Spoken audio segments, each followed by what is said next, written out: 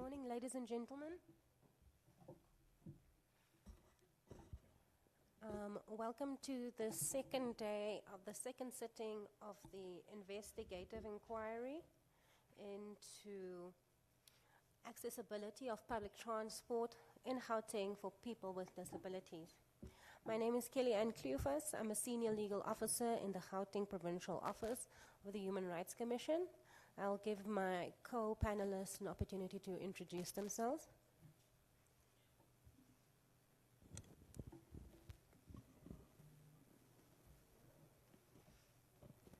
Good morning, colleagues. My name is Harriet Buga. I'm a legal officer at the Gauteng Provincial Office of the South African Human Rights Commission. Good morning, everyone. My name is Alan Tumbo. I am the Senior Researcher for Equality at the Human Rights Commission.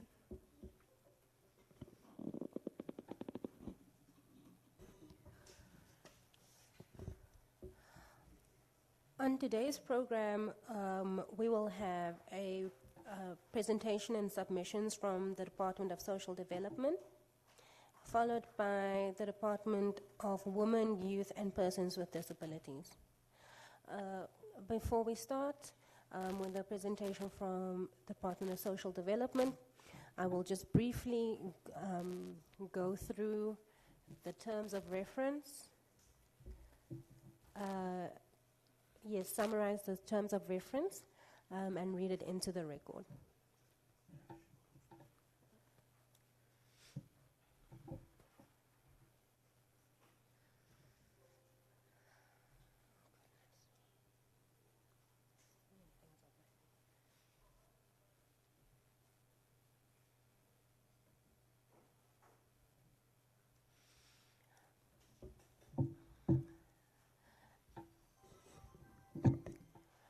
The South African Human Rights Commission has initiated an investigation into accessibility of public transport in Gauteng for people with disabilities. This is in accordance with its objective to promote respect for human rights, a culture of human rights, and protection and development and attainment of human rights. Disability is imposed by society when a person with a physical, psychosocial, intellectual, neurological, and/or sensory impairment is denied access to full participation in all aspects of life, and when society fails to uphold the rights and specific needs of individuals with impairments. Whether it's a physical disability, a mental health issue, or an invisible disability, they are all up against barriers when it comes to carrying out their daily routines. A public transport system should aim to provide dignified travel to passengers with disabilities.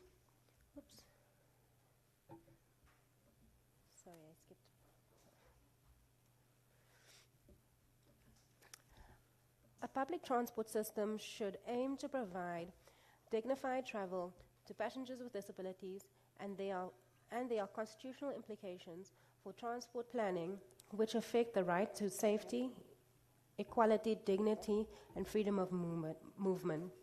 Land-based transport should therefore include all groups of people in society. Instead of having to react to each discriminatory incident as and when they occur, with the learnings and information gathered during this investigation, the Gauteng Provincial Office of the Human Rights Commission aims to craft medium to long-term interventions that will instill in the transport sector a culture of human rights and produce mechanisms to promote equality and prevent unfair discrimination.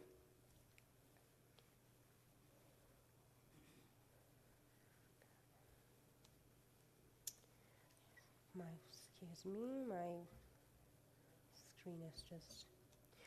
And in doing so, ensure ease of access and navigation for persons with disabilities. The Commission has deemed it appropriate and in the public interest to conduct its investigation through a formal inquiry in accordance with Section 13 and 15 of the South African Human Rights Commission Act 40 of 2013 and Chapter 3 of the Commission's Complaints Handling Procedure. As by way of background, in May of 2023, the Commission received a referral of a complaint from the Johannesburg High Court, sitting as an equality court. The complaint was lodged by the Transport Users Group of Persons with Disabilities South Africa, TUCSA. The complaint relates to the accessibility of buses, trains, and taxis for people with disabilities. The complainant alleges that the current environment at railway stations, bus stations, and taxi ranks pose a danger to commuters with disabilities. The complainant views the current state of affairs within the public transport system as a form of unfair discrimination on the basis of disabilities, as commuters with disabilities are not free to enjoy all the services on offer due to inaccessibility. It is for these reasons that the Commission took the view that the complaint raises a prima facie systemic violation and wishes to call on all stakeholders to work together with the Commission to eliminate barriers to travel. In relation to the scope of this investigation,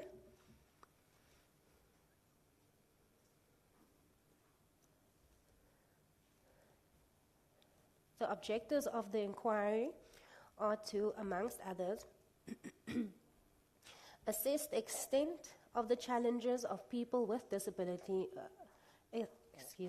assess the extent of challenges people with disabilities face in accessing public transport in Gauteng, examine the root causes of challenges in accessing public transport in Gauteng for people with disabilities, assess the impact of the inadequate or lack of accessibility to public transport on people with disabilities and the enjoyment of fundamental human rights.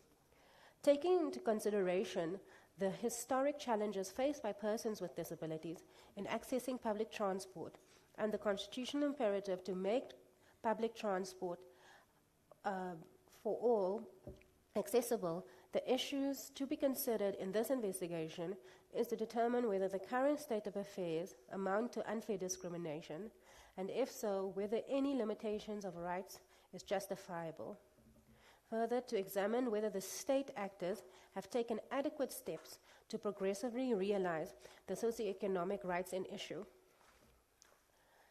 To examine the planning, budgeting, and implementation of policies and legislation that should address accessibility issues and universal access. Further, to explore the role that various actors have played in causing this prima facie violation.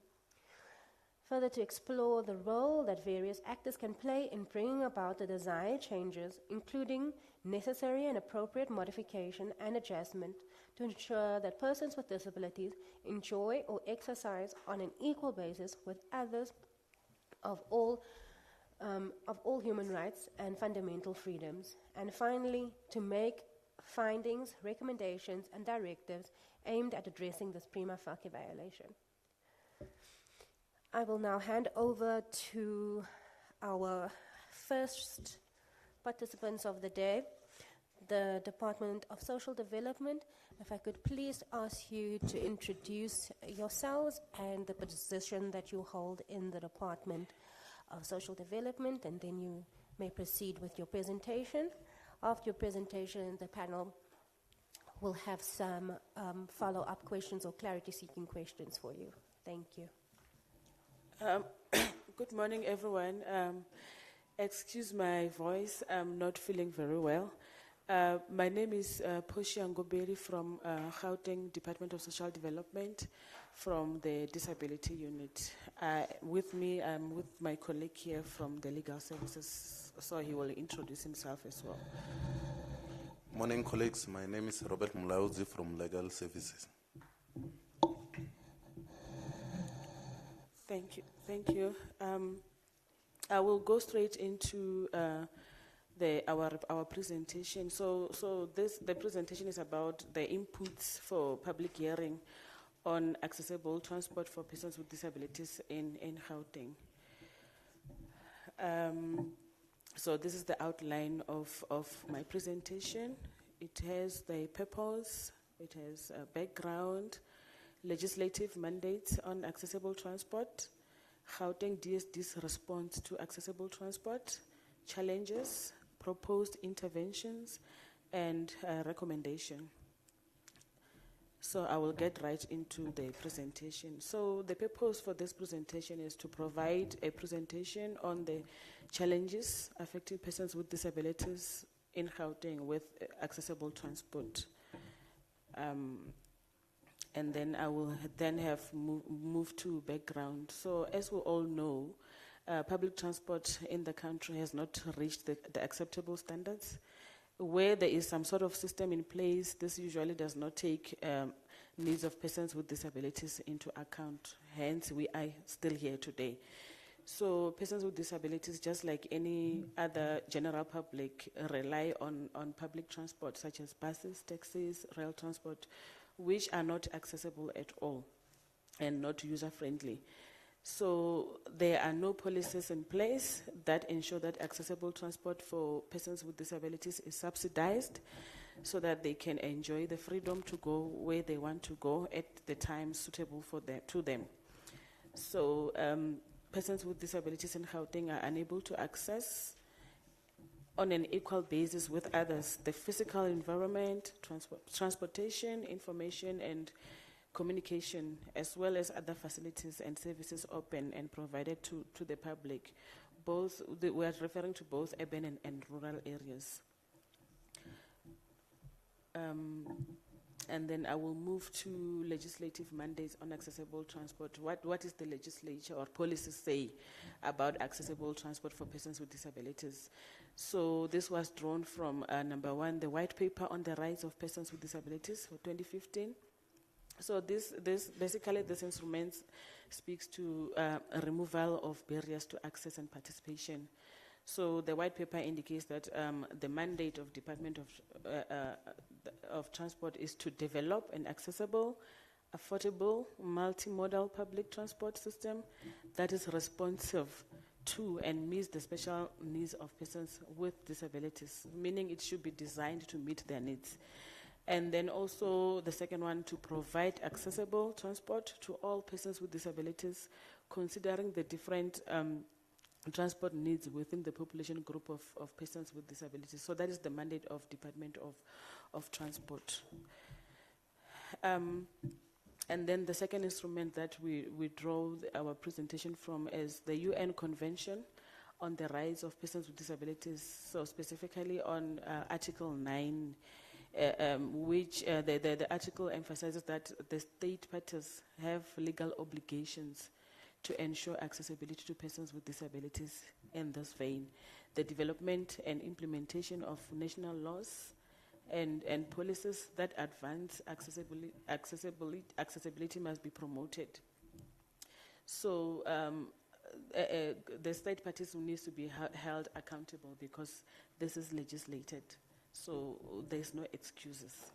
So the second one is accessibility can also be achieved by ensuring that services and information are tailored to the needs of persons with disabilities, including transport, and by drawing attention to the most neglected groups within the spectrum of disability. Okay, just is. And then number 3 is Gauteng. What does Gauteng disability rights policy say about accessibility to transport? Access to transport. Gauteng does not have an adequate, efficient, and safe and accessible transport. Is required to support productivity and assist South Africans to access basic services, especially in impoverished and rural communities. Inaccessible public and private system across the travel value chain are a major barrier to the rights to equality for persons with disabilities. Excuse me. So what are we as Gauteng DSD doing to assist persons with disability to have accessible transport? So the Gauteng Department of Social Development, we fund 62 protective workshop or work and skill centers for persons with disabilities. We have 30 residential facilities for persons with disabilities, home-based care facilities, 7 assisted living facilities, 3 independent living facilities, and social work services in respect of persons with disabilities. Those are the NPOs that we work with and funding and support to assist persons with disabilities. So As I've indicated, the Department of Social Development is not mandated to provide accessible transport for persons with disabilities in the community. However, as the department, we have gone to the extent of procuring or purchasing vehicles for some of these NPOs to enable persons with disabilities to access their services, especially in the work centers. So meaning they get transport from home to the work centers and from the work centers back to home. So that is our bid that the Department of Social Development is doing to assist persons with disabilities.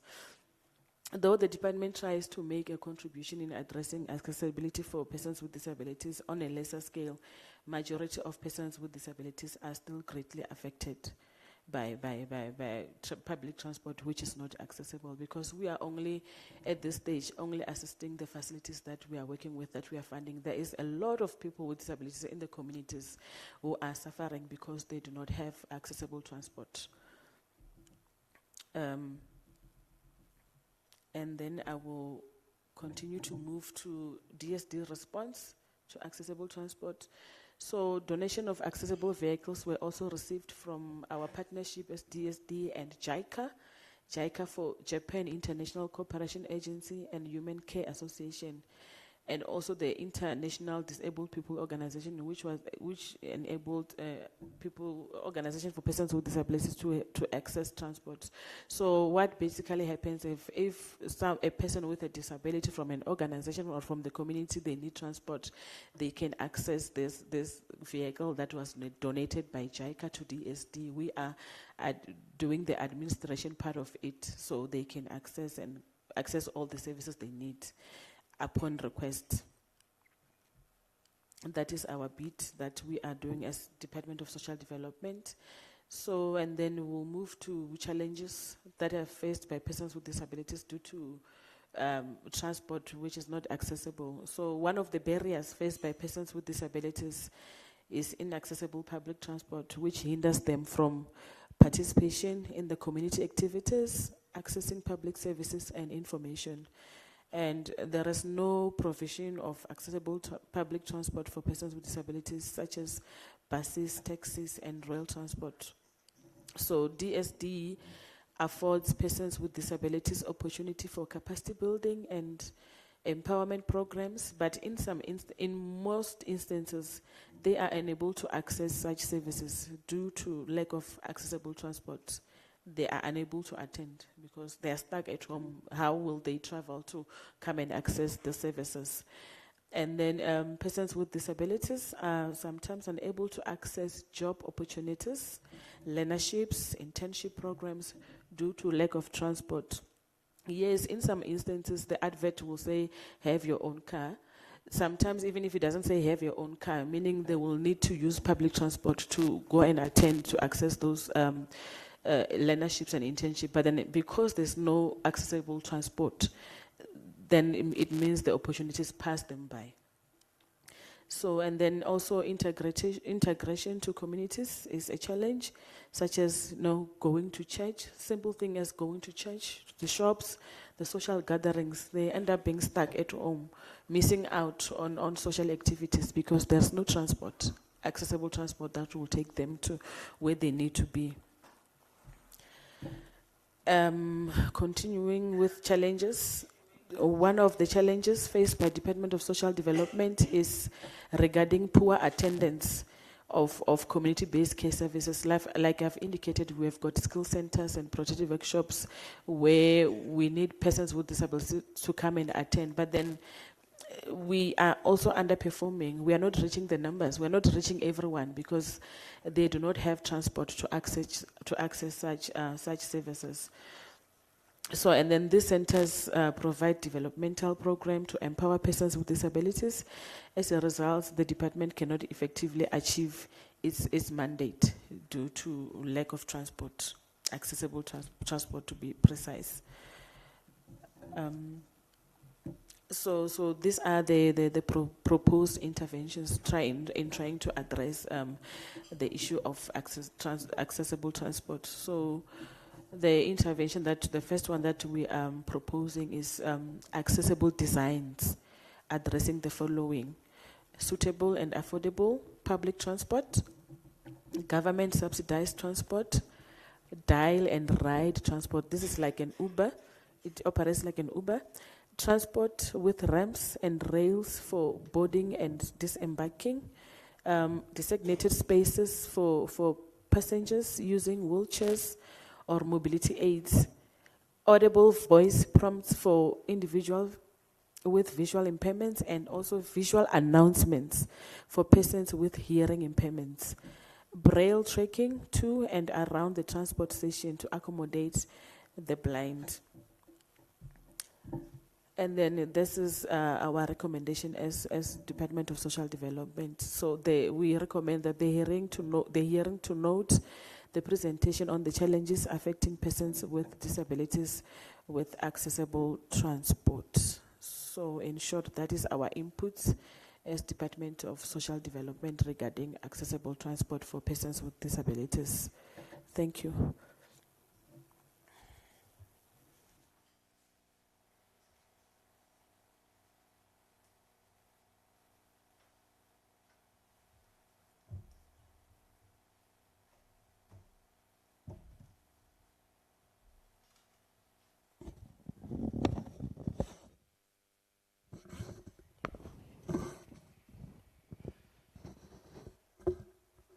Thank you very much, Ms. Ngobele. I will now hand over to my colleague Harriet. She has some questions for you.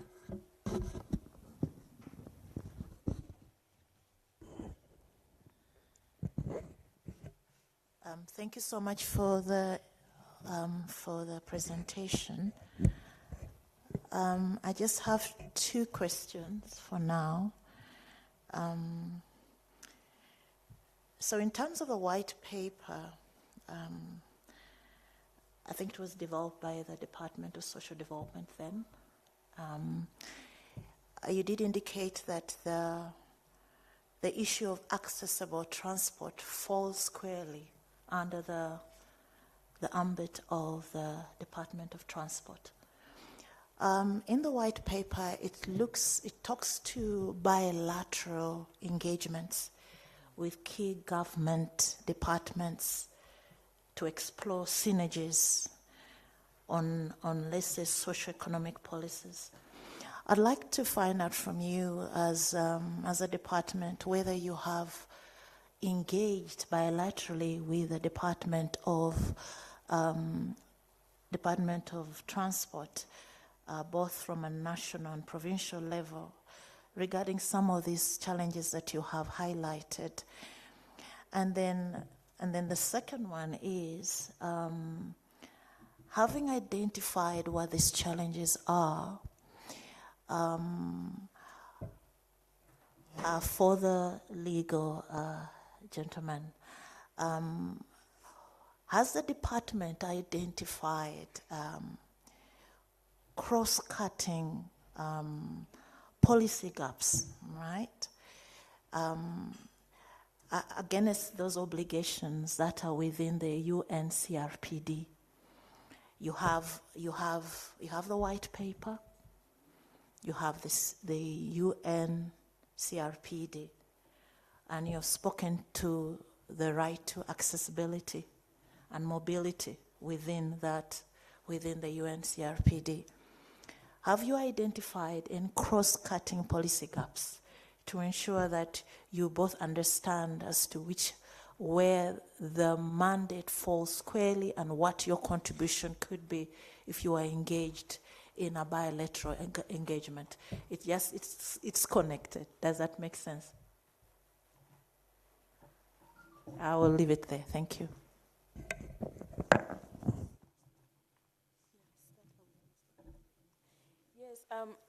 With the question of bilateral meetings with Department of Transport, yes, I can just give you a reference. We had a disability colloquium where we called in the disability sector and all government departments. Majority of them came, including Department of Transport, where people with disabilities raised issues, same issues that we are sitting with today in terms of public transport not being accessible. So they have made the disability sector, there's this structure called UDS, United Disability Structure, that was formed by the disability sector.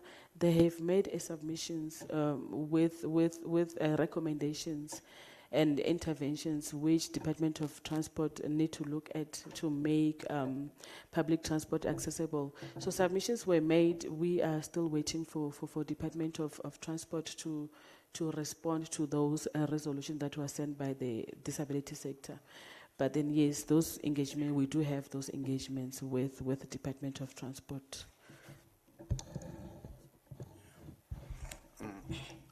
Thanks. Yeah, you know, we're having a lot of challenges because most of the policies or legislation that maybe we drafted them, we supposed to engage with the unions, and it's supposed to via, most of them is supposed to via through multilateral,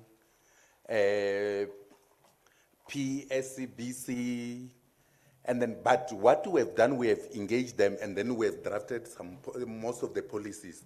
And then Unit of Policy and Research, they are busy reviewing those things so that we can submit them to the chambers to be adopted, because we cannot just come with the policies that is not be adopted at the chamber.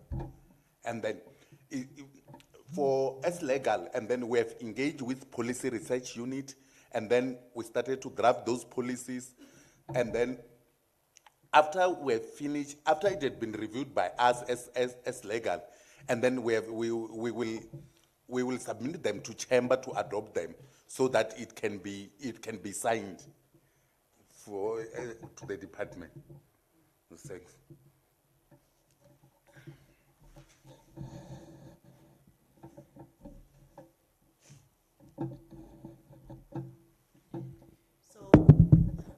Excuse me.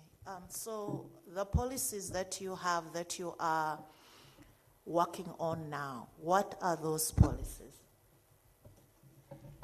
Do you by any chance have, are these policies attached to accessibility, especially looking at accessible public transport, or is it something that is just an extension of what the white paper is? No, the policy that we are busy with is regarding the accessibility of transport. Yes. Yes. More of our policies now are focused too much on the transport issues, because we saw that we have a gap when it comes to transport issues. And then we engage with policy research. No, let's come with policies that deal with the issue of transport, because we saw that there is a big gap there. And then that are the policies that we are busy dealing with. Just another follow-up. The National Land Transport Act also looks into certain issues when it comes to accessibility of transport. Is that something that you're also considering? Yesterday on the submission here by the National Department of Transport, looked at the fact that they were trying to amend, specifically looking at the transport regulator on how just amending the officials that will be part of that team.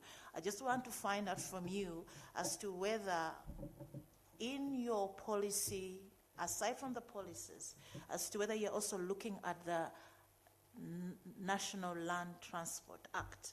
If you're looking at accessible transport, what are those gaps that you as a department could identify that could holistically help? Let me say for now we are not engaged with the national, but we know as legal, when we draft something like policy and everything, it's supposed to be in line with the national. And then after then we will get a policy from national or an act from national that maybe deal with transport issues, and then we will align our policy with that. My final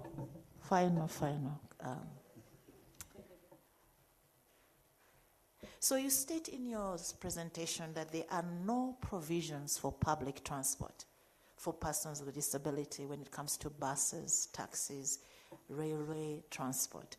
I'd like you to expatiate on that, because the department on this side is talking about what they are doing. There is a minimum requirement to ensure that there is universal design accessible to buses, to taxis. In fact, there is already an, I don't know the word to use. Then there's an issue speaking to a subsidy for taxis that is already ongoing right now. And also, I think you've spoken to, there has to be a subsidized transport for persons with disability. They're also talking to one ticketing method. So I want to understand from this presentation, are there no provisions at all in terms of what you're presenting here today? Or there is some work that is being done? And are you aware of what is being done? Okay, thank you. I'm not really 100% sure of if there is something that is already being done now, because we as Department of Social Development, we engage with the disability sector. So each time when we have our forums and those structures, they are crying of the same thing, to say transport is the issue. Transport is the issue. It's not accessible. Our people are not accessing services like public services. They can't even go to clinics. They can't even go to hospitals. They can't even go to schools to access public services. So clearly, if there is something that is done, clearly it is not enough, because we are still sitting with the same problem even today. Hence, as department, we took an initiative to say, since we are working with persons with disabilities through the NPOs, let's try our bit as Department of Social Development to say, okay, yes, we hear your cries, there's no transport, it's not accessible. Let's try and find some money, and also link you with the donors to say, in the meantime, while we are waiting for transport, to assist you with accessible transport. And then in the meantime, access those services. Hence, we are saying we have funded almost all our NPOs with accessible transport, so that in the meantime they can be able to access some of the services. So this is where we are sitting at as Department of Social Development. The final one will be the last one. So yesterday the Provincial Department of Transport did speak to contracts that they're undertaking to ensure that buses that are disability accessible, that enable persons with disability to commute to and fro. I see in the presentation you stated that you've gone to an extent of purchasing vehicles, some not-for-profit organizations, NPOs, to enable persons with disabilities to access services. I'd like to find out from you as to whether you have engaged, or if not, whether you would engage, because now we have a provincial department speaking about providing this kind of facility or purchasing of or contracts to people, not, and it did indicate that is not for municipal buses, but for just I think, was it for NPOs and all this. I just want to find out as to whether you are aware of that. So we can, aware of, can you come again? Aware of what? Are you aware that the Provincial Department of Transport is actually doing that? Do you have an idea? And the reason why I'm asking this is because if you are purchasing vehicles, where does this budget come from? Yes. So we don't necessarily have the budget as the disability unit to purchase vehicle for persons with disabilities. So the budget, we get it from our unit called Partnerships and Finance, the NPI budget. It's a basket of money that is used to fund NPOs for persons with disabilities. So right towards the end of financial year, if there is, that is surplus, they use the surplus to say, okay, as persons with disabilities unit, what is the gap? What are the challenges? How can we assist you? Because we've got this surplus in from the department's account. And then we will submit those submissions to say, when our NPO submits their business plans, all of them, they're indicating we need transport. Perhaps we can use the money to procure transport for them. So that's how we get the money. It's not like there is a budget that is put away to say this is for purchasing. No, it comes from the surplus.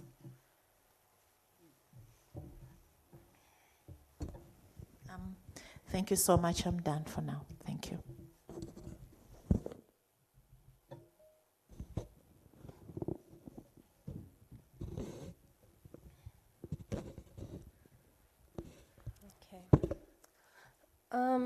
Yesterday we had the Gauteng Department of Roads and Transport also making submissions, and they talked about engaging the taxi industry to negotiate reduced fares for persons with disabilities. I think at this point we didn't really get a clear answer of how far that process is, what the appetite is from the taxi industry in particular to accommodate persons with disabilities by reducing the fare that they charge. You also, in your presentation, alluded to government subsidized transport for persons with disabilities. My question is, what, if anything, is the Department of Social Development doing to try and advocate or implement government subsidized transport for persons with disabilities?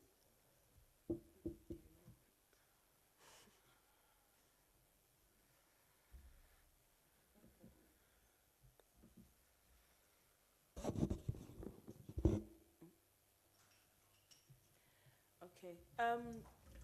At this stage, I will safely say we have not had engagement with a Department of Transport regarding that. But then, yes, we are definitely going to have an engagement, sit with them and see how we can address this issue as a collective, so that at the end of the day, persons with disabilities have accessible public transport.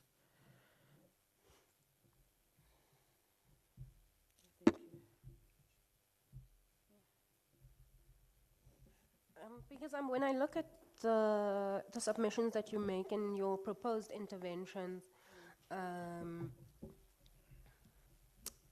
understand that your understanding is that the obligation to provide accessible transport does not lie within your department as social development. It falls within the mandate of the Department of Transport.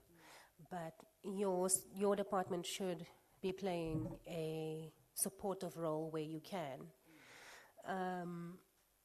So taking into consideration your proposed interventions and specifically looking at government subsidized transport, I guess my question is, do you think it is achievable?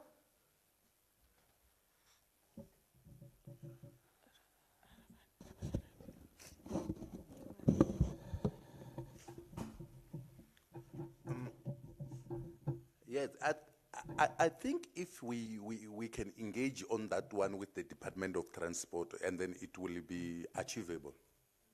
Yeah.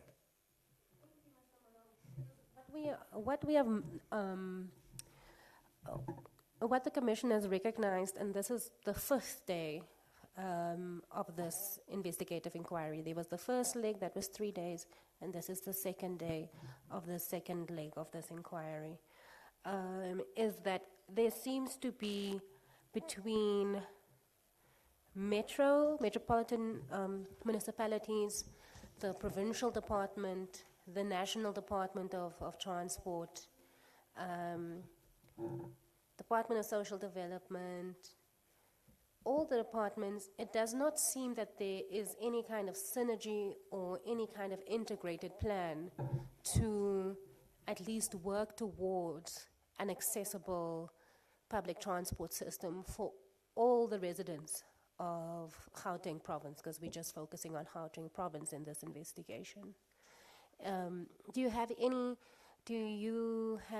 any submissions on how perhaps the Commission in our investigation can make recommendation on how to get all these stakeholders to work together to be able to at least get on to have a roadmap on how all of these stakeholders are supposed to work together, because various departments, various entities have a role to play in getting to an integrated, accessible public transport system. I know that there's a very loaded question, but I mean, the reason why we invite stakeholders like yourselves to make submissions and appear before the Commission is to get your inputs and your insights, because you work within the sector every single day. You have access to information that we don't have, and so that's why I'm trying to pick your brain on from gathering the information that we've gathered thus far. It really does seem that it's all scattered. DSD is doing its own little thing, provincial government is doing its own little thing, the metros are doing their own thing. So I'm just trying to get to a point of perhaps you have some insights to share with us on how we get to an integrated system. Yes, you are raising a very valid concern or point. I think, yes, it is possible for us to have different departments to have this engagement, and then through because we do have a forum that we attend on a quarterly basis through Office of the Premier, where Office of the Premier call in all 14 GPG departments to say, when I say Office of the Premier, I'm referring to Disability Rights Unit under Office of the Premier, where they hold all government departments accountable for what are they are questioning them, what are you doing for persons with disabilities, as Department of Transport, as Department of Health, as Department of Sports. So I think that we can have that engagement. We will take it up to Office of the Premier through Zain and them to have the engagement, and then reach a common understanding as different departments to address issues of accessible transport for persons with disabilities. I think maybe. Before, Mrs. Ngobele, this structure in the Office of the Premier that calls on these various departments to provide information on what they're doing for persons with disabilities, how often does that happen? Is it a formal structure? Yes, it's a forum, Disability Rights Meeting Forum, the Disability Rights Forum, which is held on a quarterly basis. Every quarter, all government departments are called in, including municipalities, to be interrogated on their mandates towards persons with disabilities. So I think that is the perfect structure that will be able to assist and also facilitate those engagements. And the outcome of those quarterly meetings, what is the aim and what has been the outcome? Is yes, to hold departments accountable on their mandates, because each department they have the mandate towards persons with disabilities, and then they are not doing what they're supposed to be doing.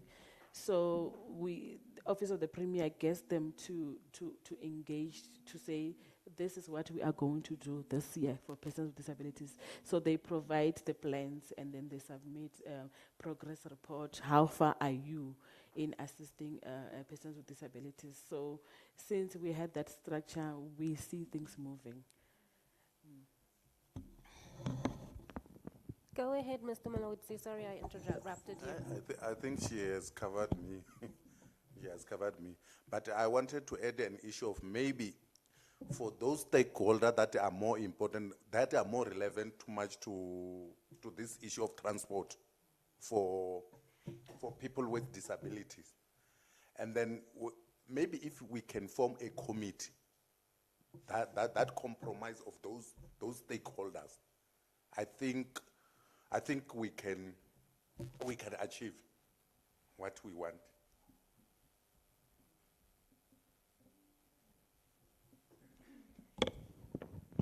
Thank you for those suggestions. I think my final question is, in the previous sitting, we had the metropolitan municipalities making presentations on what they are doing within their metros to make transport more accessible, whether it's their bus services. We had Gauteng making presentations and PRASA. I wanted to find out, because like I said, it really does seem that nobody, the left hand doesn't know what the right hand is doing when it comes to accessibility for persons with disabilities. I wanted to find out, does the Department of Social Development ever get consulted on the improvements or the plans that these different metros might have in order to address accessibility of their public transport systems within their metros? Is there any consultation with the Department of Social Development ever?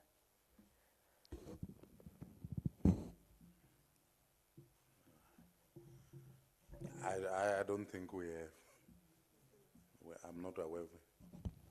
So even in this forum that you spoke of, Mrs. Ngobele, the Disability Rights Forum within the Office of the Premier, the metros are there. They present their plans on how they have implemented their plans, what the progress is. Yeah, I think at one stage we had, City of Joburg doing their presentation, but then their presentation was more on awareness and education. It was more on awareness and education. It was nothing. It had nothing to do with accessibility and transport issues.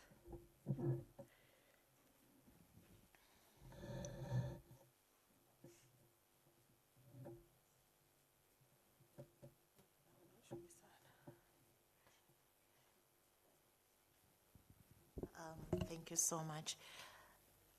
Just to follow up, Mr. Ngobene, you talked about a committee, just a formulation of a committee. Is that one of those proposed interventions that we should also include, that you could include in your presentation? Yeah, the committee. I just suggest that perhaps we could, the formulation of a committee that would have all the stakeholders to just get more information from the grassroots. What are the impacts? So I'm just wondering as to whether in the interventions that you have highlighted to us today, would it be one of those recommendations the Commission should also put as added on to the presentation? Yes, definitely. I think that will assist. Yes? Definitely. Yes, all right.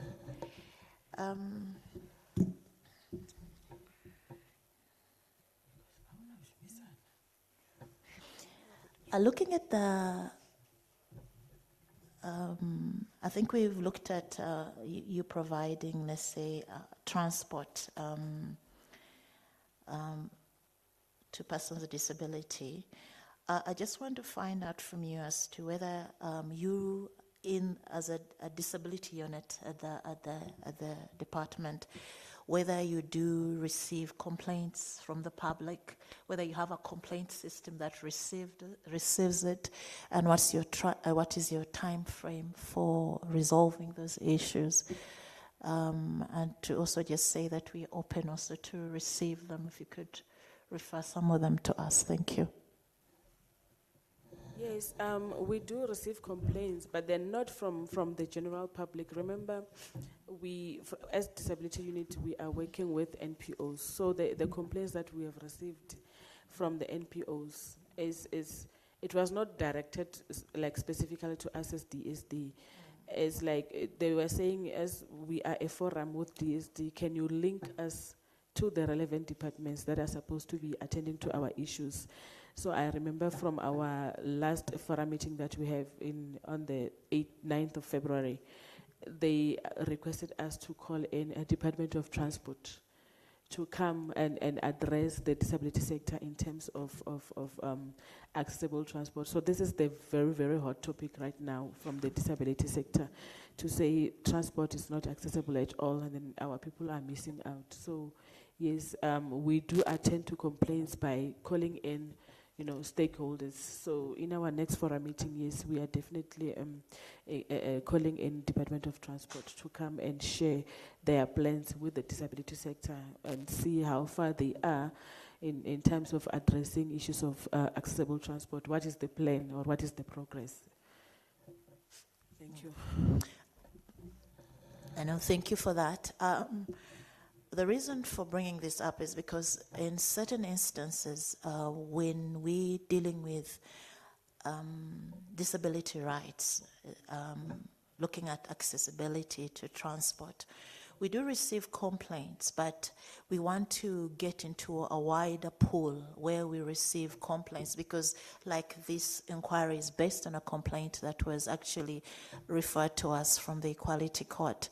And it is important for us to engage with a department like yours so that we can create some sort of precedence, because while we know it, the disability rights field is not as expansive as the commercial field or the criminal law field, and there is need to also create a precedent whereby there are certain issues that are tackled, and then when complaints come, you're able to refer to something that has already been done so that you can be able to beef a complaint or work on a complaint so that you can get an outcome, or maybe further on present something a lot better. My final question, maybe comment really, you did indicate that there's a united disability structure and they provided submissions and recommendations, and I'm just curious to find out from you whether we could have those submissions. Are they confidential? Are they in the public domain? Is there a way we can be able to retrieve, or is it a way you can be able to provide us with some of the submissions? Yes. To provide us with some of the submissions, because that would also, I think, add on to the challenges and just give us a deeper understanding of what is actually taking place on ground. Yeah, I think that is all for me for now. Thank you so much.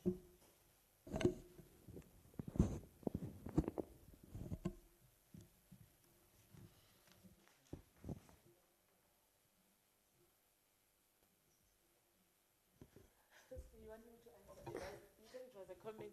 Yes, but then I will link you with the chairperson of the UDS to see if they will be able to send you those submissions. I don't think it's confidential. I will do that.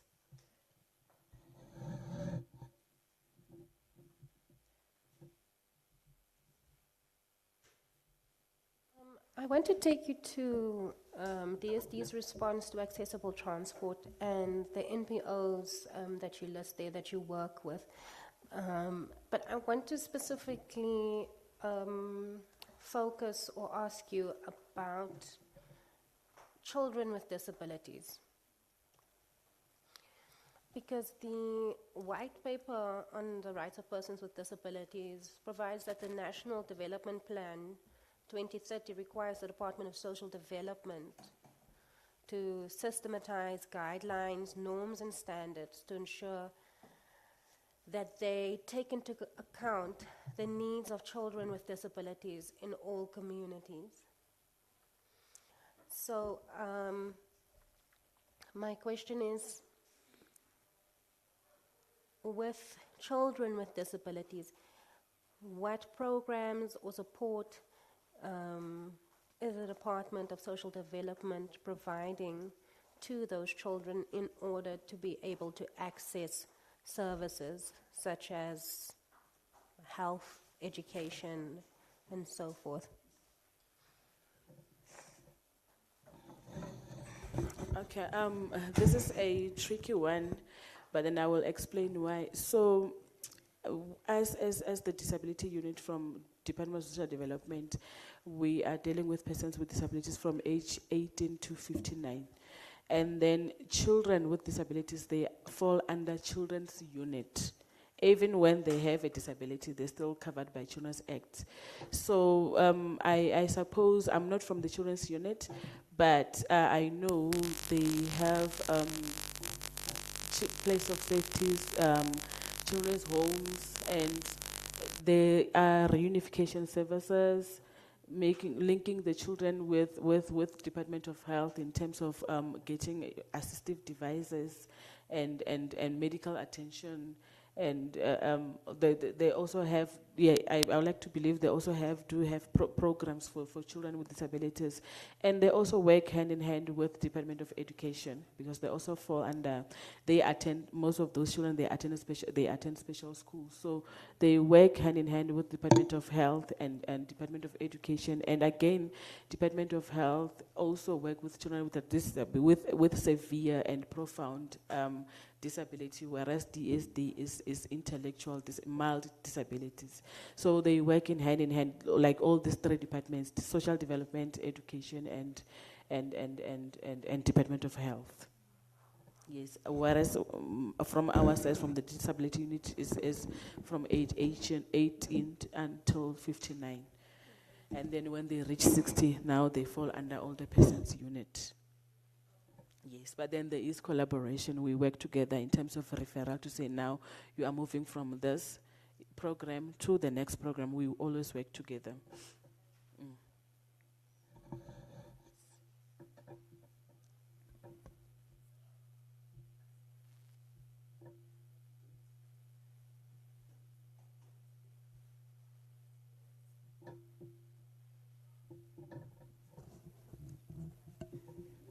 Thank you so much.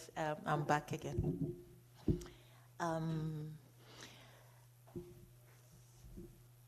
Monitoring and evaluation. When it comes to, do you have any a monitoring unit within the disability unit for your own on the way that you're working? Do you have any monitoring evaluation within the department itself when it comes to issues to do with disability? Maybe when it comes to data that you receive, and to say perhaps how many, let's say you work with NPOs. I do understand, do you know, let me say, how many NPOs are you working with, and how many people with disabilities are impacted within those NPOs, whether you have any data regarding to that, and whether you do monitoring and evaluation,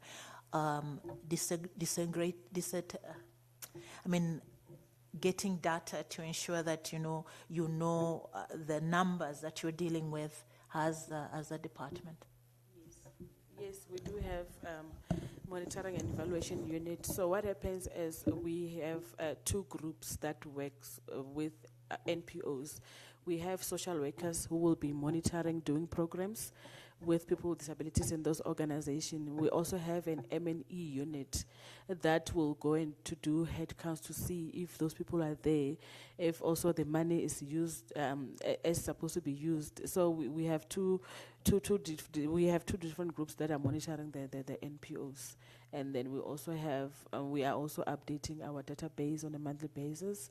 And then we also do the reports. We do monitoring and evaluation reports that are submitted on a monthly basis, just to check that everything is in order in those NPOs, to check also that people are receiving the services that they need to receive through those NPOs. So yes, we do have monitoring evaluation.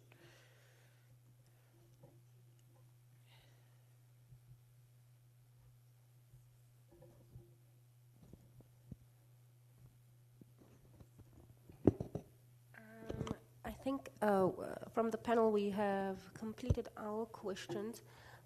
If there is any concluding remarks from your side? Are you fine?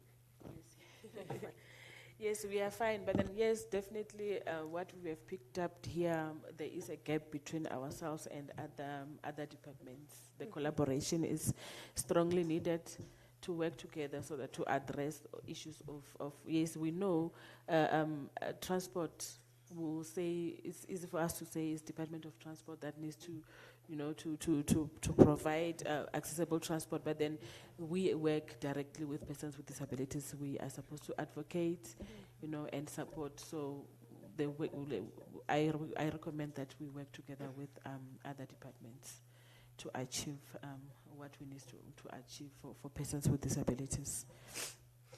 Thank you. Thank you, Mrs. Nkabele. Thank you, Mr. Malotsi.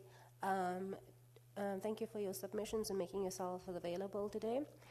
Just for the wider audience as well and for other participants, just to make clear again that in terms of our complaints and in terms of our terms of reference, there is still a 21-day period after the conclusion of this inquiry to make further submissions in order for the Commission to provide, to start drafting its provisional report.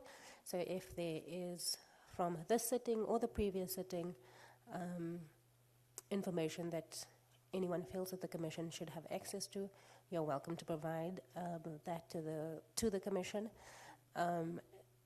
Also, the more the Commission hears during this investigative inquiry, the more questions we have. So there's also the possibility that we might request further information from the different departments. And then leading up to the conclusion of this investigation, there will be a provisional report that will be circulated to all the participants in this investigative inquiry for final input before we release our final report. So thank you very much for making yourselves available. We appreciate your insights. As for the program now, it's very rare that we are ahead of schedule with these inquiries, but I'm happy that we could get all the information still. I think it is 10:50 now. If we can perhaps take a comfort break of 15 minutes, and then after that, we will proceed with the Department of Women, Youth and Persons with Disabilities after that 15-minute break. Thank you very much.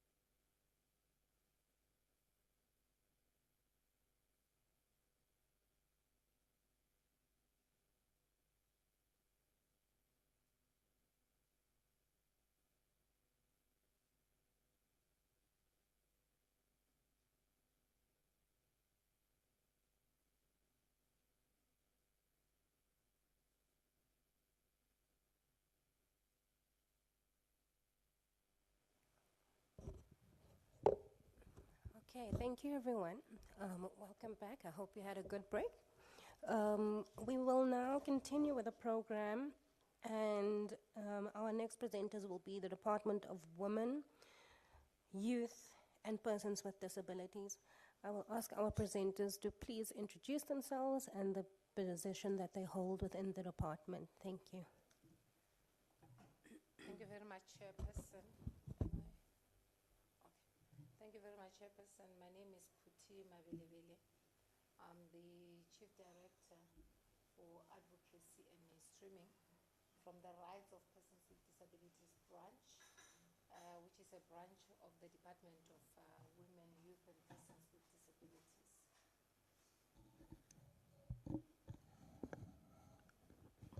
Okay, thank you, Chair. My name is Benny Padime. I'm the director in the Advocacy and Mainstreaming Units, Rights of Persons with Disabilities branch, and in the Department of Women, Youth, and Persons with Disabilities. Thank you very much.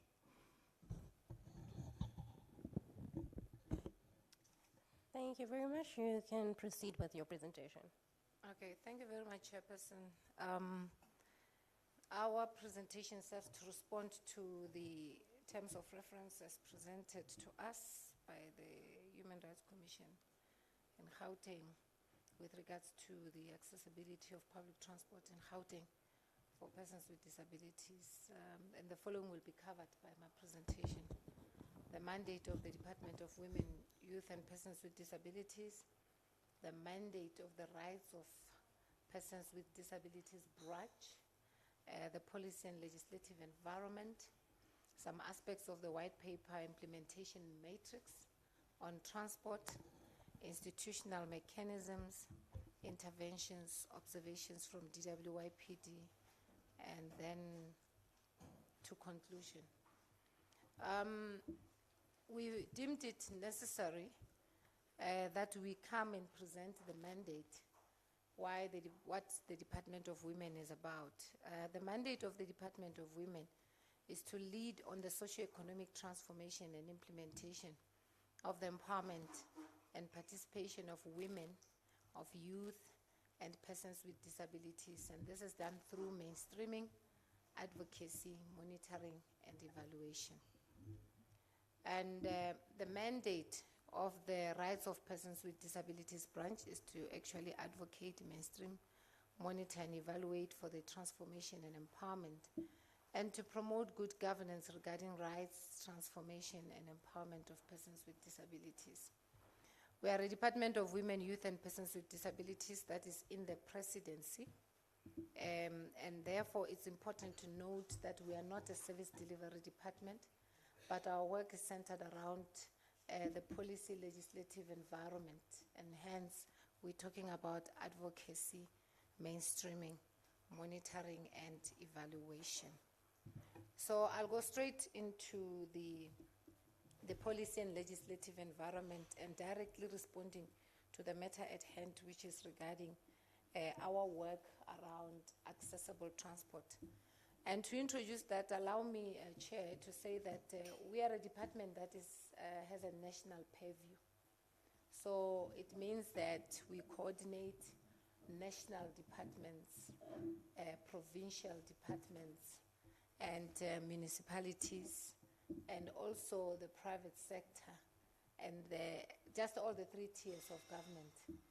So we at that level specifically to execute that responsibility. So our presentation might not specifically talk to Gauteng, but it will also give you a landscape, an overview of what's happening nationally. Because what you are actually inquiring about, as far as we are concerned, is not limited to Gauteng, but it's exactly the status of the country in terms of persons with disabilities, where we are nationally. And that's our space, where we do our work. Like I said, we are in the office of the president, in the presidency, let me put it that way. At a provincial level, our footprint is found in the offices of the Premier, with the rights of persons with disabilities, offices or branches. at the level of the premiership. So in Gauteng, you would have the Rights of Persons with Disabilities unit in the office of the Premier, and the same with every province. At the level of local government, you will have the Rights of Persons with Disabilities units or desks. At the level of the offices of mayors, in some cases you find it at the level of the municipal managers. They are placed in the offices of the municipal managers, given the responsibilities that they have. So that is our footprint in terms of our span of control from where we are. Now, we have a responsibility to look at the policy and legislative environment that governs matters around persons with disabilities. I will start with the fact that South Africa ratified the United Nations Convention on the Rights of Persons with Disabilities, which is the UNCRPD, and without reservations. So I don't want to go into the issues because you have lifted them up in the terms of reference. From that UNCRPD, South Africa then developed a white paper on the rights of persons with disabilities and an implementation matrix in that white paper, because a lot of the times people talk about the white paper and make minimal reference to the implementation matrix, which has got set targets and indicators in terms of who must do what, roles, responsibilities, and by when things must have happened. That is the white paper on the rights of persons with disabilities. Now, one of the reasons why the white paper, in terms of its signature, it states that it was adopted in 2015 and through the Department of Social Development, is because during that period, the rights of persons with disabilities branch through the national micro-organizational configuration of government. This responsibility had been moved from the Department of Women, Children, and Persons with Disabilities to Social Development as a branch. And subsequently, this particular branch has then been reconfigured back into the Department of Women, Youth, and Persons with Disabilities. So I thought it's something that I needed to indicate so that you understand the reason why 2015 it was signed off by the Minister of Social Development, is because the rights of persons with disabilities branch had been moved to the Department of Social Development. Now, this mandate has since been returned to the Department of Women, Youth, and Persons with Disabilities, and that's where we are, and that's why we are here. And that's the white paper. Now, ourselves as a department, we then looked at the white paper implementation matrix and the reports that we receive from various departments on an annual basis. Through our monitoring and evaluation, we assess the responsibilities of the various departments in terms of meeting the targets and indicators in the white paper. That report we process gets validated by civil society organizations and also government departments, and gets processed through to cabinet annually. It's a report that gives the status of where we are in terms of implementation of the white paper. Now, in terms of our advocacy and mainstreaming mandate, because that report then gives you a picture of whether disability rights are mainstreamed properly into government programs, services, and all that we are about. We then found that there's a gap generally. We may talk about many issues on what needs to happen in terms of disability inclusion, but if we don't set systems in place ourselves at that level, that would serve as guidelines for these government departments to adhere to. We might be failing in terms of meeting our mandate. We therefore, from the white paper, developed 4 frameworks. And these frameworks serve as guidelines to guide duty bearers, both in the private sector and in the public sector, in terms of how they should ensure disability inclusion. We developed the framework on universal design and access. We developed a framework on self-representation. We developed a framework on reasonable accommodation. we also developed a framework on awareness raising. Those are the 4 critical frameworks that, and they have been gazetted except for the self-representation framework that is due for gazetting due to the fact that it was only recently approved by Cabinet. But those 4 frameworks are mandatory for all duty bearers, both in the public sector and the private sector, for implementation. So the frameworks provide guidelines, because from where we are sitting, for us to be able to get to a stage of providing accessible transport, it's a question of addressing a whole value chain from the home where the person with a disability is up until they come back home. In other words, from home into the community is church, its workplace, is everything, then into society, and then into up until when they return home. So transport becomes an integral part of that living of the person with a disability.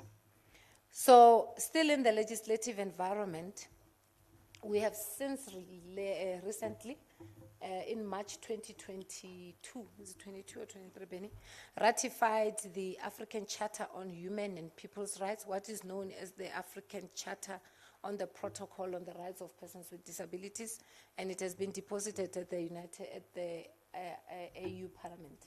So South Africa is now amongst the countries that have ratified the Charter. So in terms of the legislative framework, I just want to park with the frameworks and just take you through the frameworks. The National Strategic Framework on Universal Design and Access is intended, as I indicated, all the frameworks are for guidance, to provide information advice on universal design and standards for access for government, private sector, civil society, rights holders, for them to ensure that we all move from a disability inclusion perspective. And that disability inclusion perspective is adequately integrated in processes and implemented accordingly. This means that your universal design and access framework will talk to a person with a disability, whether they are in a home, which is accessible, and whether when they move from the home, the road is accessible, and for them to get off the road into a transport, a mode of transport. It might be air, rail, road, and so forth, because that's our span. We look at all. We don't focus just on road transport. When we say public transport, to us it's all, because we're talking about the independent living of persons with disabilities. So persons with disabilities must be able to participate in every aspect that ensures independent living. Ensuring that all these are adequately integrated and implemented accordingly. Now, on awareness raising, the framework there seeks to provide implementation of awareness raising campaigns. We were asked many times, why would we want to make it mandatory for persons to do awareness campaigns? And we said the fact that we are not adequately providing services and support for persons with disabilities stems from the fact that we do not know about the different disabilities, because disability is not homogeneous, it's diverse. There are diverse disabilities, and the diverse disabilities have diverse needs. If we don't intentionally and consciously resolve to come up with awareness campaigns where we educate people about and inform them about the different disabilities, we're going to have a challenge in terms of even implementation of the very accessible transport, because someone is going to just assume that it's a universal and it accommodates everyone, whereas there are persons who are deaf, there are persons who are blind, there are persons who are dyslexic, there are persons with autism, intellectual disabilities and so forth, that require to be accommodated, as much as there are persons with mobility challenges and who are diverse that require attention. So the awareness framework is trying to achieve that in terms of educating and informing society about the different disabilities. From our side, we have what we call the 365 days calendar on disabilities, which is linked to the United Nations calendar on disabilities, so that we're able to streamline and align what needs to be the focus of each month and giving an opportunity for all disabilities to be attended to. Then we also have the framework on reasonable accommodation for persons with disability. Now, in the public service, because also I forgot to mention that in terms of our role at that level, we look at the internal mechanisms, but also the mechanisms that have an external focus. In other words, your implementing programs or agents or implementers in terms of core programs of department. We also assess how they are being inclusive in terms of disability. But we also look at the internal mechanisms within the departments, because we believe that there are employees with disabilities, and therefore all these aspects need to be attended to. It's the same with the universal design, with awareness and so forth. So our approach and our focus is two-pronged. It's internal and external, or internal and transversal. Now, we know that in terms of Article 2 of the CRPD, the convention, reasonable accommodation means necessary and appropriate modification and adjustments. Reasonable accommodation means necessary and appropriate modification and adjustments, not imposing a disproportionate and undue burden where needed in a particular case, to ensure that persons with disabilities enjoy and exercise on an equal basis with others of all human rights and fundamental freedoms. So, the public service, I'm now coming into internal. The public service has ensured that they consult with labor, with civil society organizations of persons with disabilities, often for persons with disabilities, when they developed a policy on reasonable accommodation, which covers aspects that have to do with employees with disabilities, right? And then we then had to develop a framework that talks to reasonable accommodation to guide all duty bearers in terms of how to reasonably accommodate all persons with disabilities for their independent living outside workplaces. This includes persons who are not working, children with disabilities, and so forth. So that's what the reasonable accommodation is about. This means that equipping, ensuring that there is equitable and equal access to whatever. It's what the framework seeks to achieve. Then we then have the framework on self-representation. The framework on self-representation talks to the rights of persons with disabilities to represent themselves. And this is about where persons with disabilities are able to self-represent and make their voices heard on an equal basis with others in society. So one of the mechanisms thereof is through policy pronouncements. For instance, the policy pronouncement on procurement that the president made, around 40%, 30%, and 7% procurement targeted for persons with disabilities. Employment equity targets of 3% now, with Cabinet having recently made a decision that we have to ensure that we meet 3% target of employees with disabilities, from 2% to progressively realize the 7% of the NDP. And but further than that, it's about ensuring that in every forum, persons with disabilities are represented politically, in economic forums, in boards of companies and so forth. There should be persons with disabilities.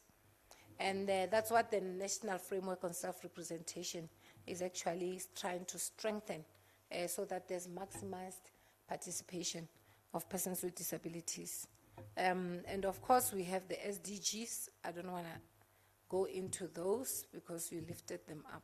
But let me go into the white paper implementation matrix on transport. From the other presentations, clearly, access to transport. The white paper says that all transport-related licenses and permits for all modes of transport must include universal access and design requirements. Chair, on this aspect, we can say that we are seeing a movement, for instance, from both the public and the private sector, but it's minimal movement that is not taking place at the desired rate. For instance, we are seeing private sector companies coming up with modifications of vehicles, private sector companies through the tax system also being able to provide persons with disabilities who need particular modifications of vehicles, making provision for that even at the point of sale of a vehicle.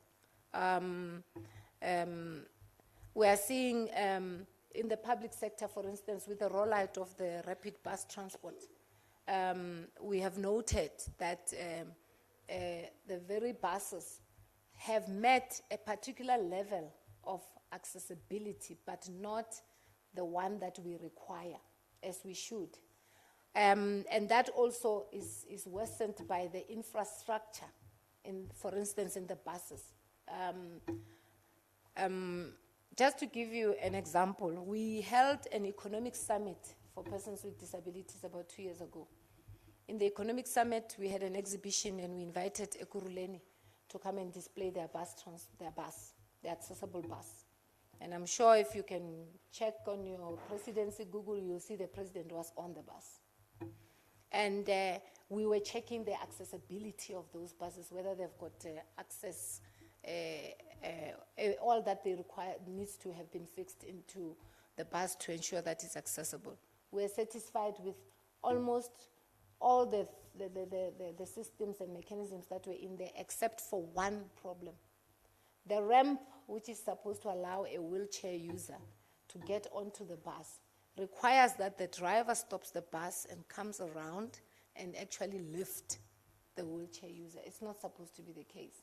We're supposed to have that mechanism linked directly with the pavement. So we identified issues of road infrastructure, and it's not limited to Ekurhuleni, for instance, but it's something that we have noticed in all buses that are being rolled out currently throughout the country.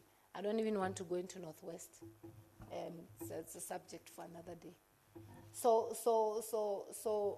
that's the challenge we have, the disjuncture between road and the rollout of the infrastructure.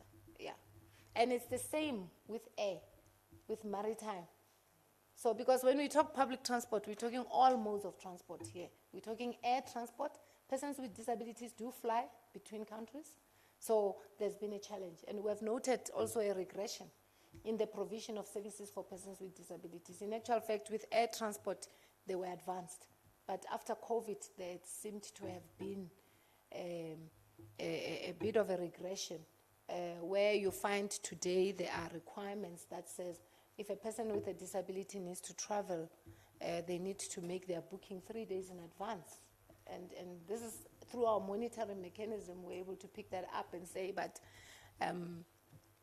what if the person has an emergency? And that's discriminatory because now you're treating persons with disabilities outside the broad spectrum of human rights, you know. Just to give an example, maritime is worse. That's water transport. People tend to think that persons with disabilities can't get onto a boat, the yachts, the cruises, you know.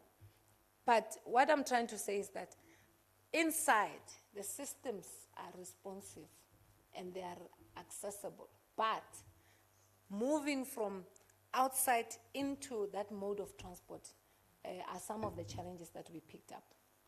Now, with the frameworks, that's what we're trying to address with all of the providers of transport. Now, all the white paper says all public and private transport operators must conduct operational, staff, managerial audits of existing infrastructure, fleet, programs against legislative minimum norms and standards. Yeah, the standards, the minimum norms and standards from our white paper, our reports are available for you to see the type of reports that we get from the different duty bearers. But yeah, there's still challenges there in terms of meeting norms and standards. But like I'm saying, we're seeing a slight move, but it's not at the required pace. The white paper requires that we ensure all modes of transport are accessible to persons with disabilities. Yeah, that's just what it says. Now, the question would be now, as a department with a policy and legislative environment, what further have you set in place? Now, we also, having developed what we developed and monitoring the departments to ensure that they continue to meet the targets as set in the implementation matrix, we have set institutional mechanisms in place. And the department has put in place a consultative mechanism through what we call the National Disability Rights Coordinating Mechanism. It's in the first few pages of the white paper. So that coordinating mechanism includes what we have established and what we call the National Disability Rights Machinery. Now, the National Disability Rights Machinery is a forum and a platform where government departments, civil society organizations meet, set the agenda on disability inclusion, monitor, evaluate, and assess progress, and ensures accountability to one another. So that National Disability Rights Machinery used to sit 4 times a year at a national level, but due to budgetary issues, we had to limit it to twice a year. So we have a planning one, beginning of the year, and a consolidating and review one towards the Disability Rights Awareness Month in November. And I must say that the South African Human Rights Commission, actually, you are a part of our machinery because you are a Chapter 9 institution amongst others that we work with on matters like this. So, yeah. And even provincially, in terms of that coordinating mechanism, you're supposed to be part of the provincial machinery that is coordinated by the Office of the Premier. Further than that, the President established what we call the Presidential Working Group on Disabilities. And this is a platform where the President meets with the civil society organizations of persons with disabilities. But this Presidential Working Group was established through nominations from the sector. And different organizations nominated persons that they've deemed should be able to represent them in the Presidential Working Group. The Presidential Working Group meets the President once a year. We are the Secretariat as the Department of Women, Youth and Persons with Disabilities through the Minister. We are the Secretariat of the Presidential Working Group. Throughout the year, we coordinate the activities that take place with the Presidential Working Group on Disability. Now, the Presidential Working Group has a strategic plan and it's a structure of the President, like I indicated. And we work closely with the Presidential Working Group because we are their secretariat. We ensure that they have a strategic plan, and their strategic plan has given rise to work streams. And there is a work stream on accessible transport, universal design. Universal design and access. That looks at, amongst others, accessible transport, because universal design captures and touches on a whole lot of other issues, including housing,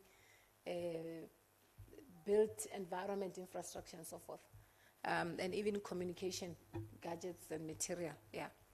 So communications infrastructure, sorry.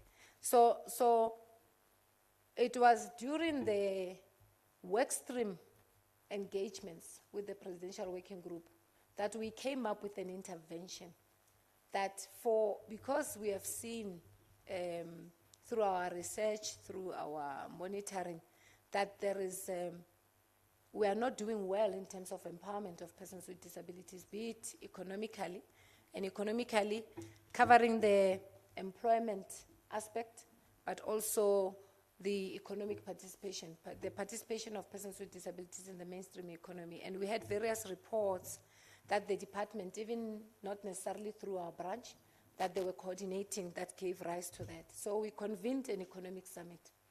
Now, during the economic summit, we highlighted the importance of accessible transport, and it is from that summit that we concluded that we need to have a transport summit so that we're able to look at accessibility. And it's for this reason that we are in a process with the National Department of Transport of convening the Universal Accessible Transport Summit for Persons with Disabilities. It was supposed to have been held in December, but due to other circumstances, it has since been postponed, but it needs to be held before the end of the financial year.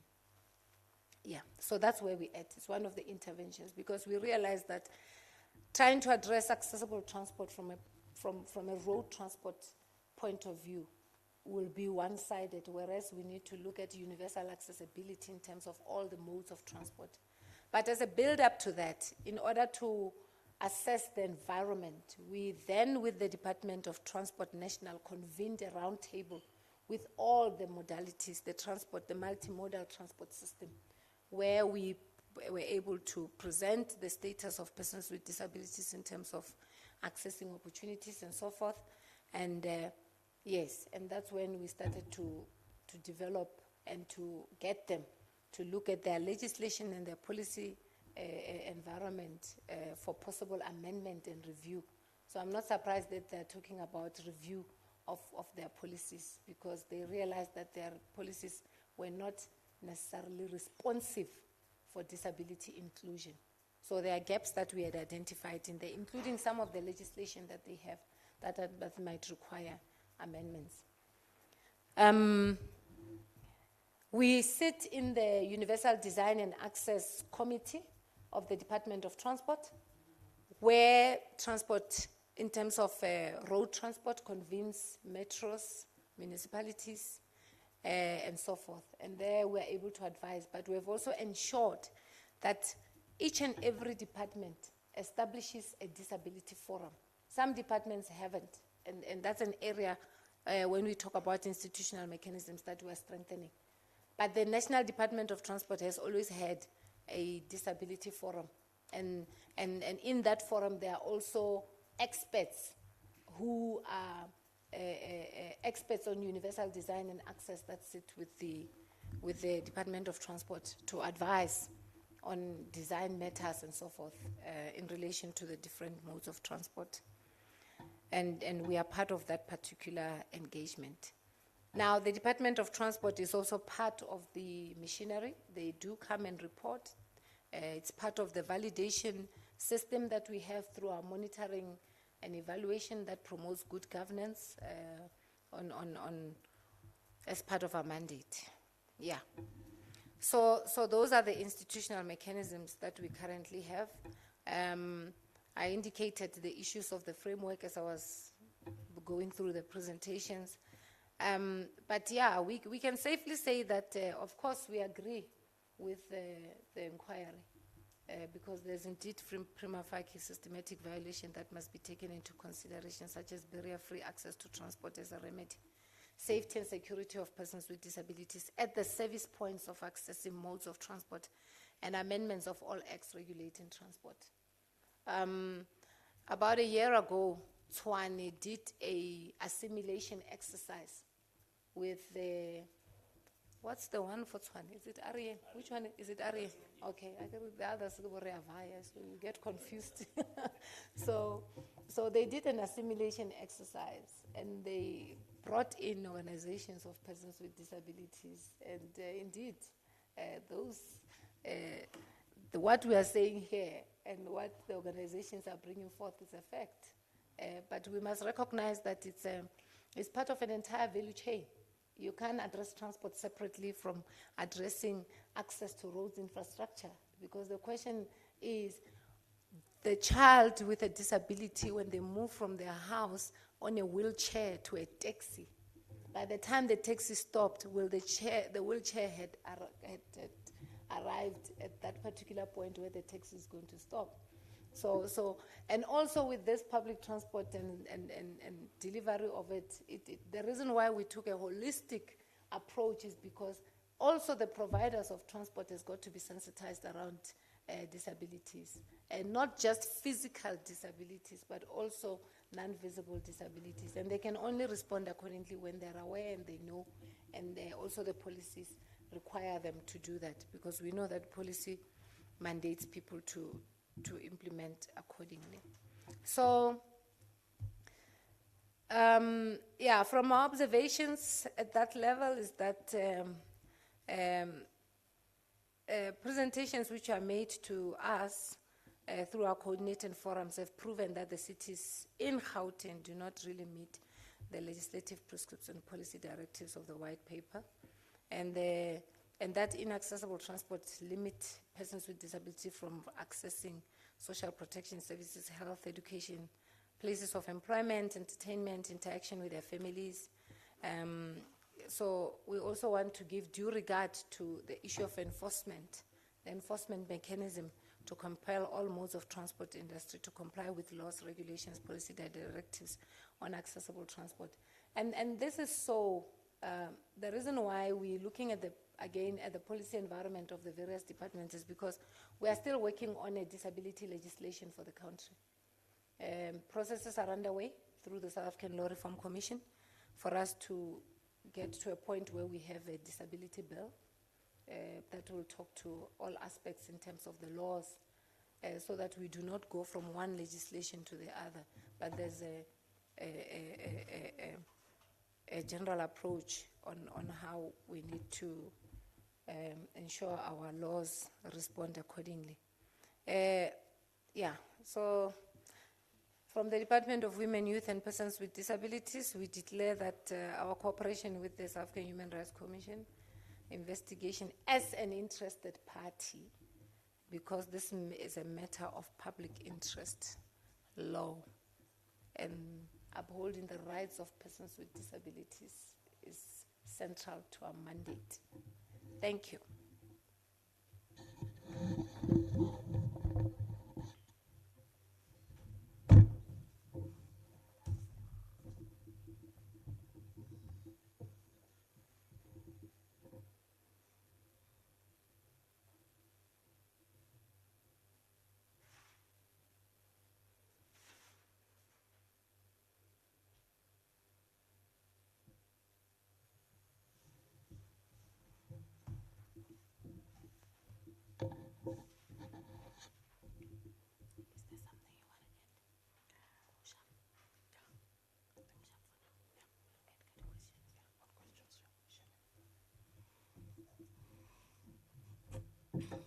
Thank you, Mrs. Mapelebele. I will hand over to my co-panelists to proceed with their questions.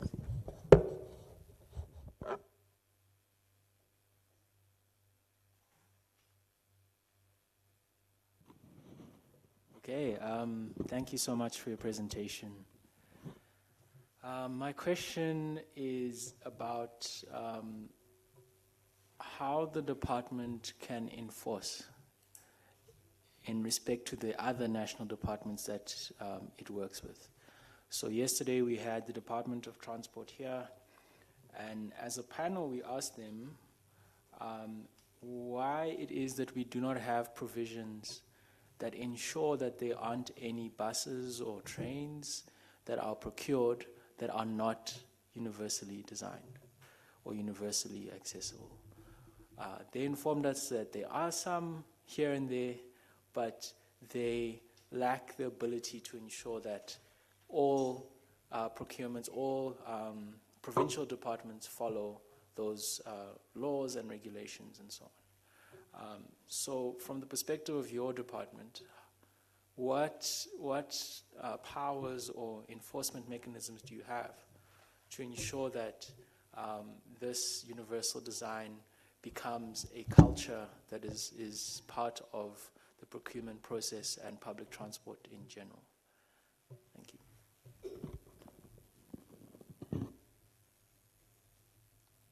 Should I respond to each?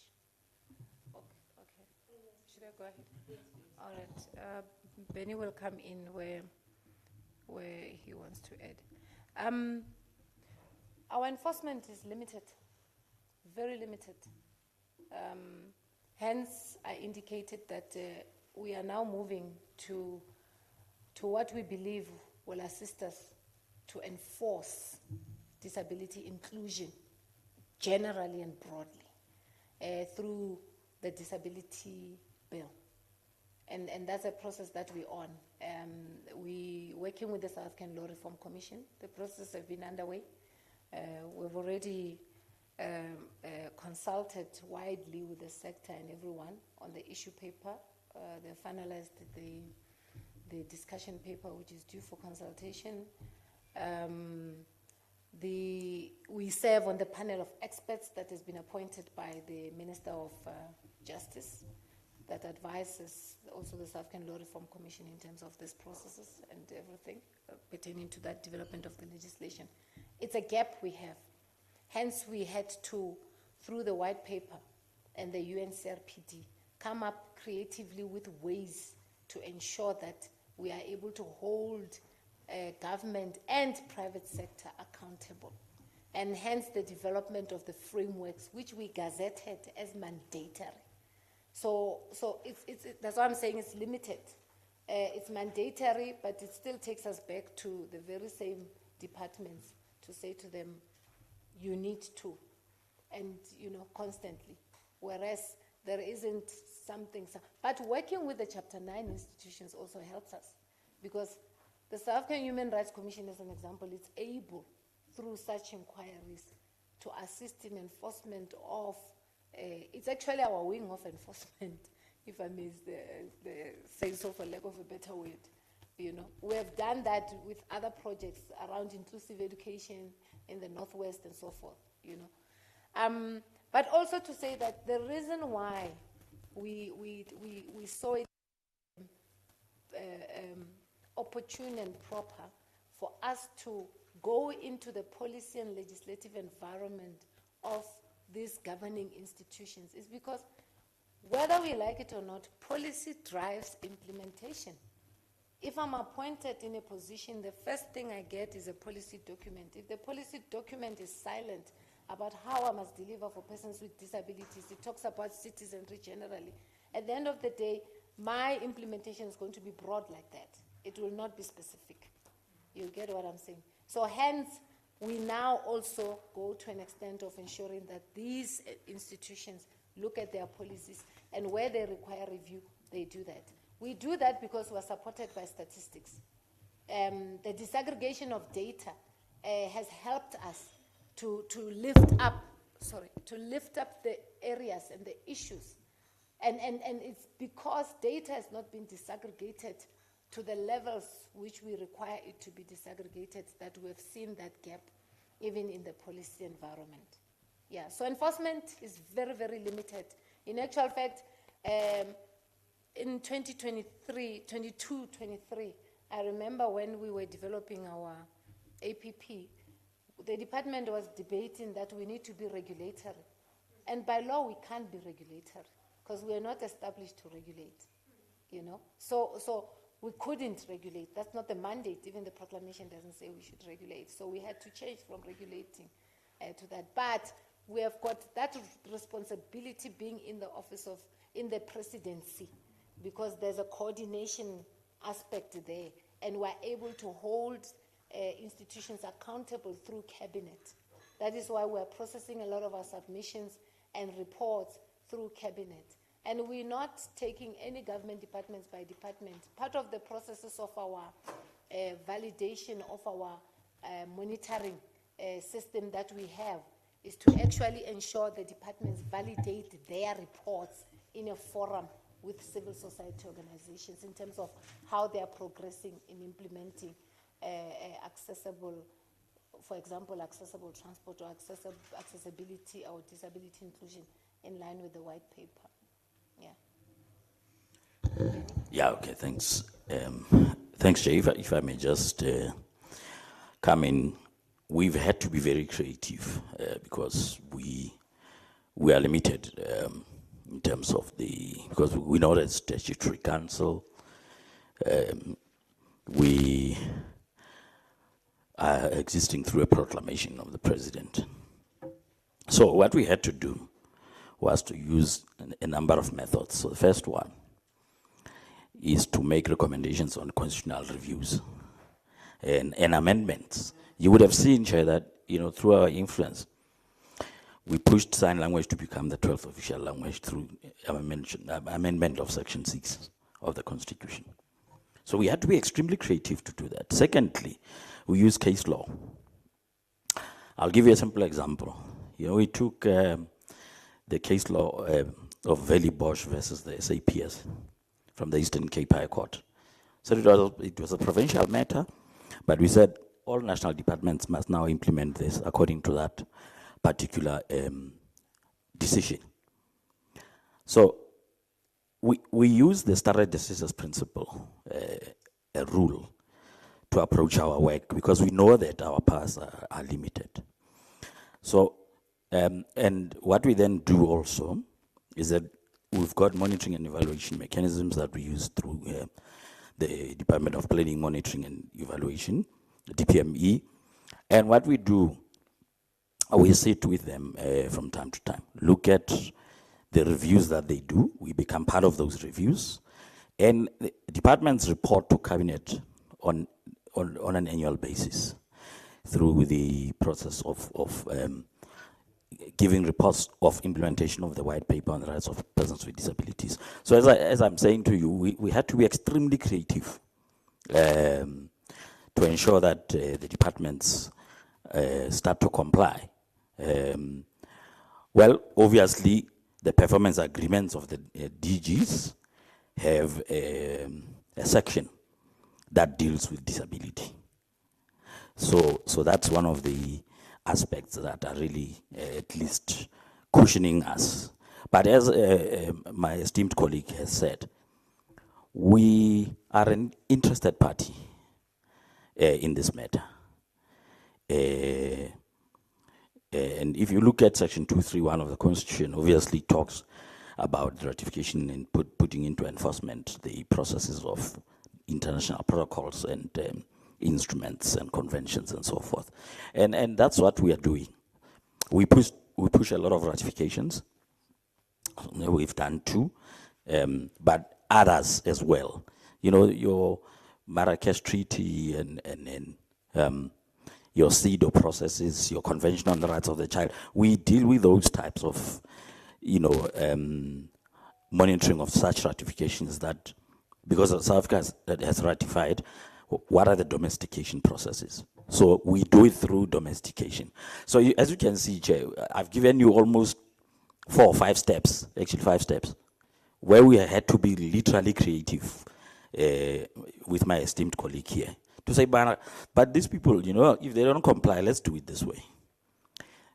And they're listening. Because sometimes, the environment that we work in, Chairperson, we try to be, let me say, friendly, let me put it that way, with departments. But when we see that departments don't cooperate, we are simply referring to case law and tell them, okay, if you are taken to court, and you want to appeal the judgment of any case, we are not going to help you. And that's what we tell them every time. And now they don't have a choice. They must comply. Thanks, Chair. Okay, before I hand over the mic, yeah, I think on procurement, I didn't respond to you. I just want to say that one of the other another mechanism that we have introduced as a department is the review of annual performance plans of all departments. We're actually on a process right now. Before any department tables an APP, actually this year we started even with provinces. Before they can table their APPs in Parliament, the APPs, we're working with the Department of Planning, Monitoring and Evaluation to ensure that there are set targets for women, youth, and persons with disabilities.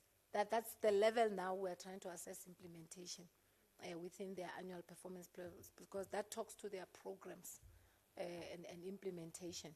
But further than that, Chair, we developed a tool called the Gender Responsive Planning, Budgeting, Monitoring, Evaluation and Auditing. It has been adopted by National Treasury, which talks to all areas: responsive planning, budgeting, monitoring and evaluation, and auditing. So departments are going to be audited against this that we're talking about. and the Auditor General will be able to flag that out. So those are some of the mechanisms. But on procurement, I want to say,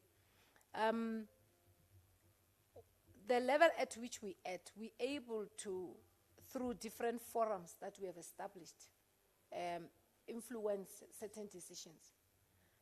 You'll realize that there was a policy pronouncement by the President around the procurement spend of departments on 37%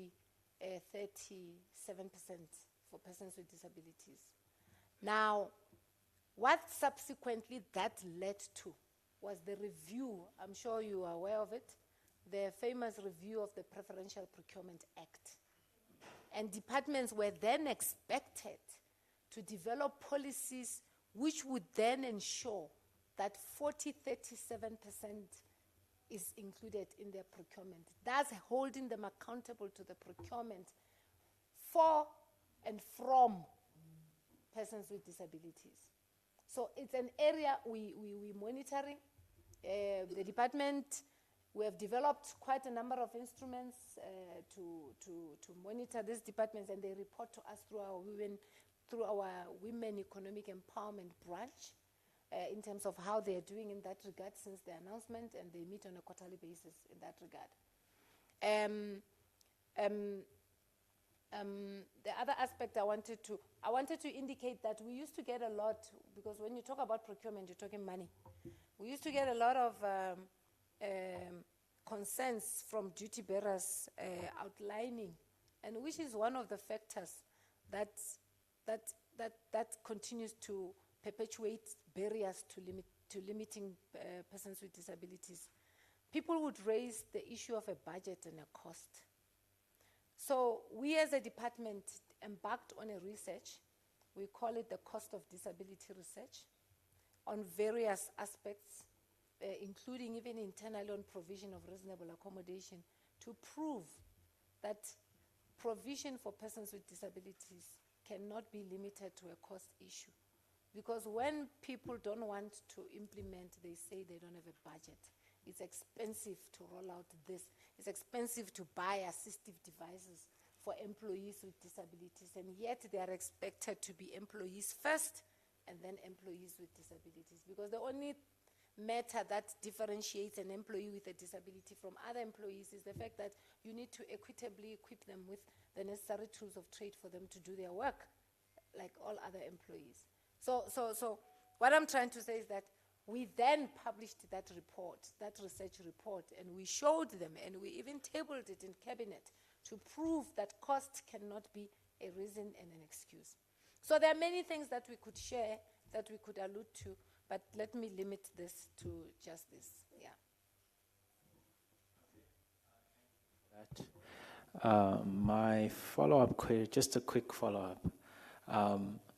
So if I look at the different things you've gazetted, one of them relates to the fact that the private sector needs to, take transport and universal accessibility seriously. Now, in your view, if they don't, who then should hold them accountable? All of us, rights holders. The fact that we are here today is an accountability from rights holders who are persons with disabilities, ourselves as a department, and the very department that has got an act.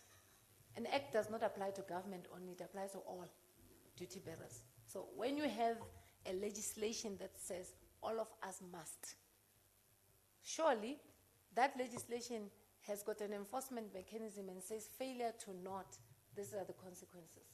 So the very organizations that are responsible for the different legislation have a responsibility to enforce their legislation. The Road Traffic Act needs to be enforced by the Department of Transport. Yeah. Thank you. Over to you.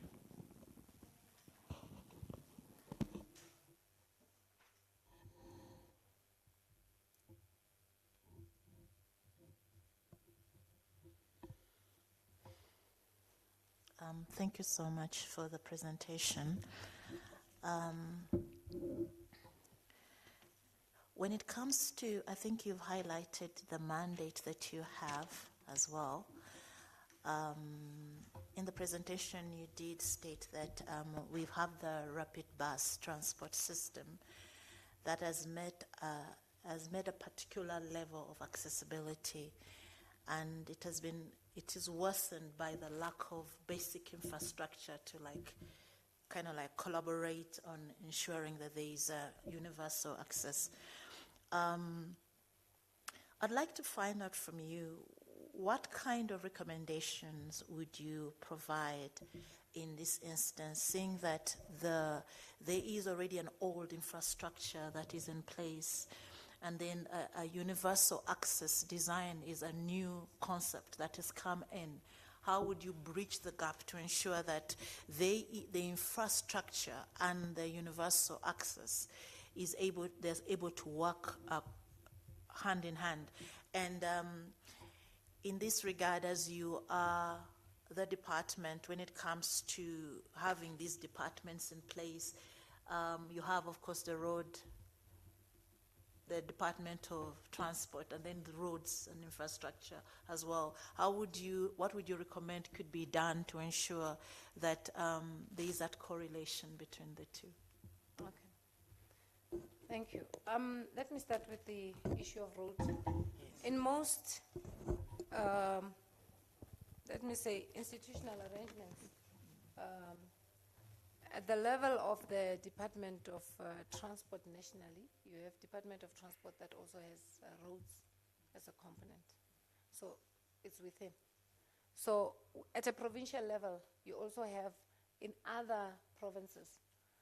For instance, let me give an example of Limpopo. It used to be roads and transport. Now roads is with public works. Yeah. So and they have entities. National department has got SANRAL, if we're talking roads. Provincial departments have got road agency, depending Northwest, Limpopo, whatever. Yeah. So they do have roads and transport, and they do the planning together. They do work together. We are aware of that. It's a question of integrated planning. It's integrated planning with also public works and other organizations. And this is what we are pushing for with the disability machinery, to say we could easily convene a meeting with the Department of Transport and they account to us and we leave it there. But you need to be together to see the value chain, so that that child that needs to get from home to school, because scholar transport is offered by the Department of Education. If scholar transport for a child with a disability needs to properly be equipped for that child to get onto the transport and be on the road and get to a school, it requires education, it requires roads and transport, it requires public works, it also requires human settlements. And SALGA, which is responsible for local government and maintenance of roads at a local level. You get what I'm saying? So it's that integrated approach that we seem to find lacking. Hence, when we approached this transport summit that we want to have, how we are organizing it is being organized in such a way that all the role players are brought in and they're able to identify the areas that require to be strengthened and be faced in whether immediate, intermediate, and then long term. But there will be those kind of, because normally out of our summit, we have resolutions like that, where you have immediate, long term. What are quick wins? We say quick wins, immediate, medium term, and long term deliverables, and we hold people to that. So it's along those lines. But on old infrastructure, the approach of universal design principles is that old infrastructure can be modified and requires modification. New infrastructure that's being built actually is being built in line with the norms and standards of universal design and access. We see it with the malls, you see it with the vehicles, you see it with the computers, you see it with your phones. In your phone, there's accessibility features. They are meant specifically for persons with disabilities, but because all of us have a disability, we need to access the accessibility features to attend to all our different needs, as an example. So universal design norms and standards are already there. Actually, in the built environment are there, We just require them to be enforced. Yes. Thanks. Our approach, Chair, you'll agree with me in South Africa, is that we're looking at progressive realization of rights. So the big idea that we would recommend is that there must be an immediate domestication of Article 9 of the Convention on the Rights of Persons with Disabilities, which deals with accessibility. The second one is that, except the modification, there must be retrofitting of public infrastructure in terms of transport. That's one big idea that we think is going to work. Thirdly, is the introduction of a multimodal system. That would, for instance, Chair, there's a problem where a person connects from point A to point B, right? So what we need there is a problem, is an issue of a multimodal system where a person can move from one point to the next without inconvenience. So that type of connectivity is very important. Now remember, I mean, we're looking at individual and collective rights as an approach, as a let me say, as a branch or a unit in the department. So we're looking at specific needs of individuals with impairments. So that becomes our aspect of approach in terms of how we approach accessible transport. Now, it's required, it's a requirement, and I think it must also be in the recommendations in terms of the precedent that we are creating here, that every department that has specific universal design and access aspects must develop a universal design and access plan, which is permanent. It can be under review according to change in technology and other developments. But that UDAP must be on their desk as officials, and they must be measured against that. So those are the main ideas that we would like to put forward to the inquiry, so that in the feedback to the Equality Court, this matter of progressive realization must be taken into consideration. Thank you very much.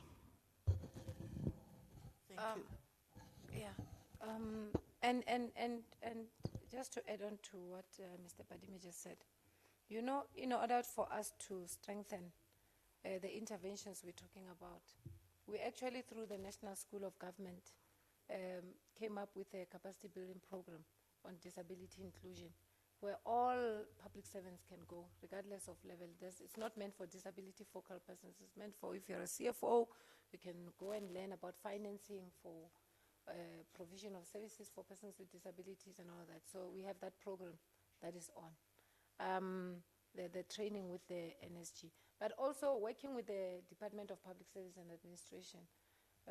There's a job access framework that departments are supposed to comply with.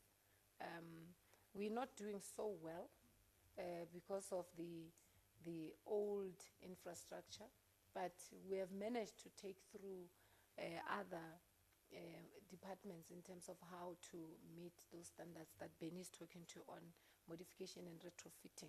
For instance, you look at police stations, they used to not have ramps, and now they're building ramps, and some are already equipped with ramps and so forth to make them more accessible to persons with disabilities as they go in there. Police station used to not have cells, even correctional facilities and so forth. So, and it's old infrastructure. They're not building new units. They're modifying and retrofitting. Even with the old government buildings, it's the same approach. Thanks.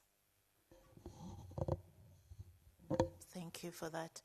On the issue of domestication, and of course, in terms of the UNCRPD, one of the requirements is for the convention to be domesticated.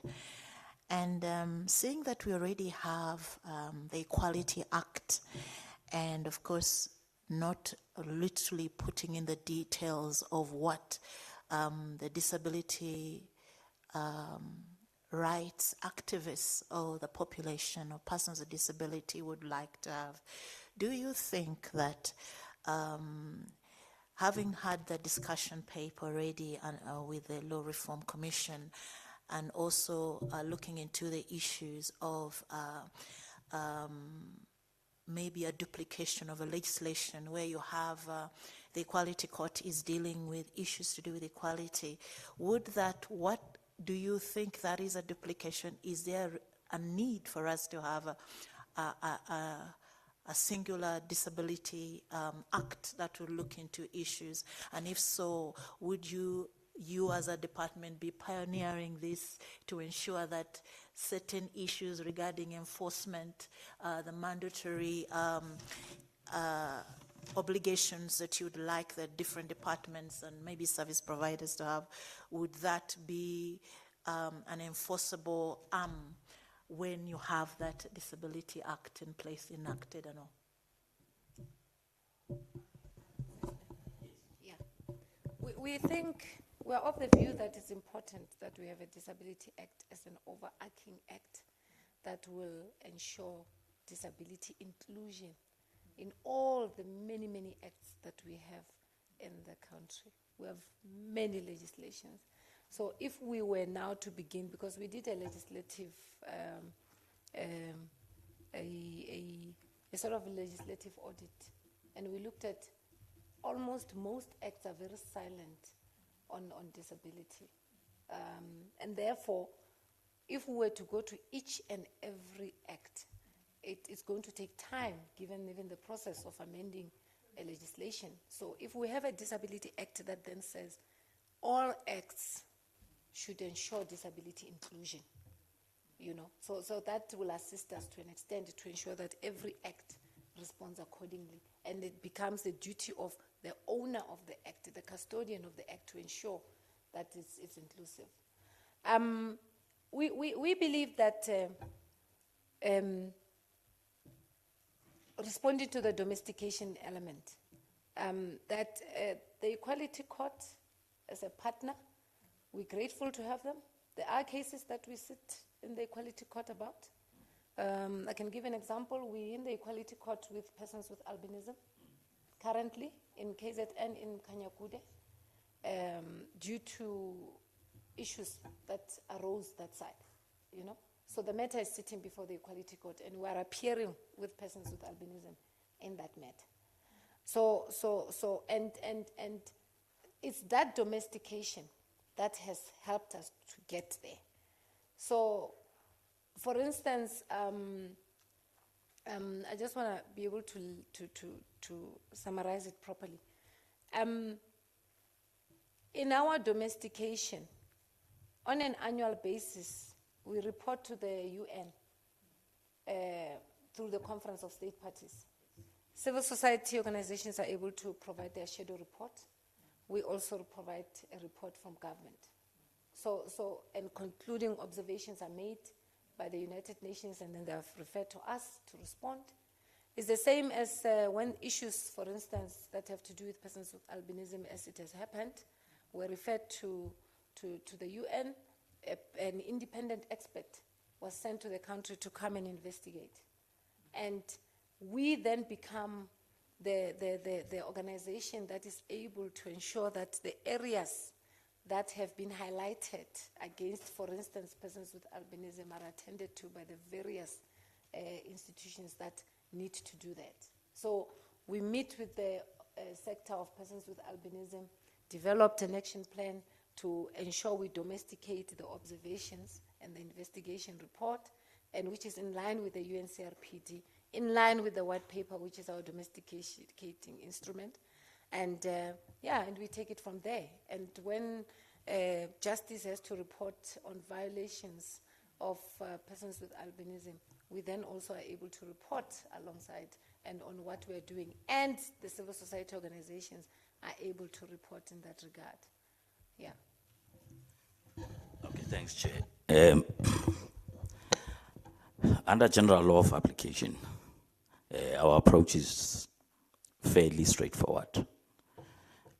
One is that the overarching legislation will assist in the creation of new laws Secondly, it will assist in amending the existing laws. So it's overarching. It's an instructive instrument in terms of the statutes. So that's that too. Two is that we're looking at criminal and civil sanctions at the same time. So therefore, it would mean under general provisions of the Act, you'd have to put penalties on offenses, which then creates balance. However, we are putting checks and balances in certain clauses and limitations and exceptions. So that is going to actually kind of match the Equality Act, but it extends it beyond certain decisions that courts can make. We even want to introduce a tribunal on disability, right? Which is going to then look at any other case that comes from the courts, or even any other case that comes from any department that has not complied. Then that matter can be taken to the tribunal for a decision that is binding. So that's essentially why we feel that there has to be an overarching legislation to domesticate the convention as it is. Thanks. Thank you for that.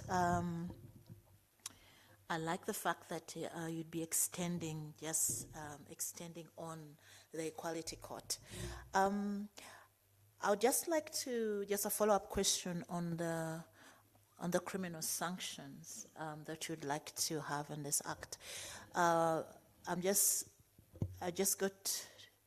thought of the Older Persons Act that does provide sanctions when it comes to older persons, that will include older persons with disability as well, whereby there are sanctions that are put in place there. And these sanctions, of course, I think it's a fine for 5 years. Yeah. So is that the same kind of line that you are looking at, especially when it comes to offenses that are being promulgated by perpetrators against older persons with disability and persons with disability, that you have sanctions? Are they going to be different from the Criminal Procedure Act and those procedures that are already there when it comes to equating convictions and imprisonment of such people, or is it just going to be in alignment as well? Okay. Thanks, Chair. What's going to happen is that, remember, we take examples from for instance, the Sexual Offences and Related Matters Act. Yes. Yeah. It has specific criminal sanctions with regard to persons with disabilities, where evidence is provided and sometimes it's thrown out of court because this person couldn't see that, which person couldn't identify them in the ID parade because of their blindness.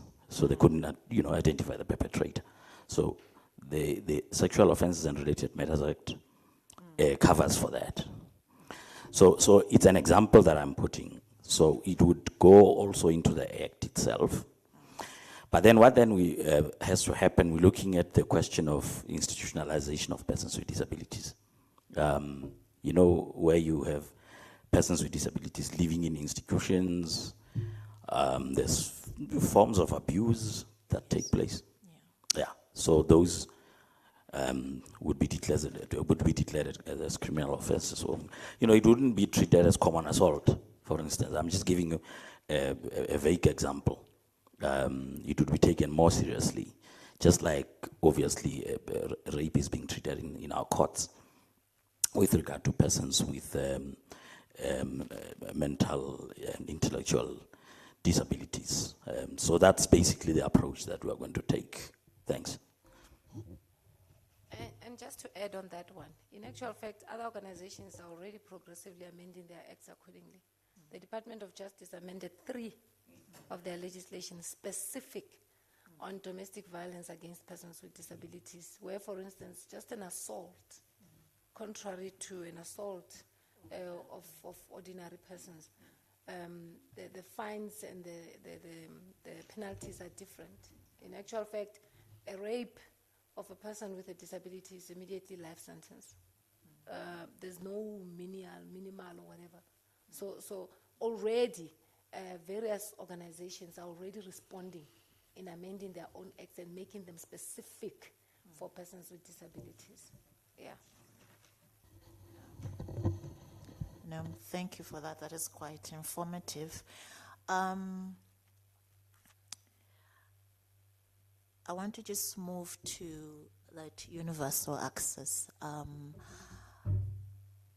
You did state that you have a disability forum where you have the metros and the municipalities that would come to have your meetings. I think there's the annual meeting that you do, but you did indicate that that you have experts on universal design that sit with the Department of the National Department of Transport. So yesterday we had the department here, and one of the questions I asked was, when it comes to experts of universal design, where do you do the training? And she indicated that SAQA has put it as a critical skill. But then there are no service providers to literally provide that kind of training to get quite a number of experts when it comes to universal design. So I'd like to find out from you and from the department as to what would be your recommendation to ensure, because if universal access and design is a minimum requirement, it would necessitate that we have experts that are literally trained here, despite the fact that the number could be trained overseas, so that perhaps when they come in here, the whole training is tailored to the South African context. So I'd like to find out from you, what would you recommend would be the best way going forward? Okay, thank you very much. Let me first clarify the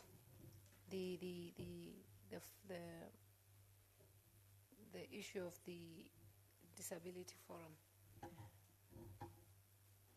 All institutions or organizations are required, in line with our frameworks and the white paper, to ensure participation of disability organizations in their planning and decision making.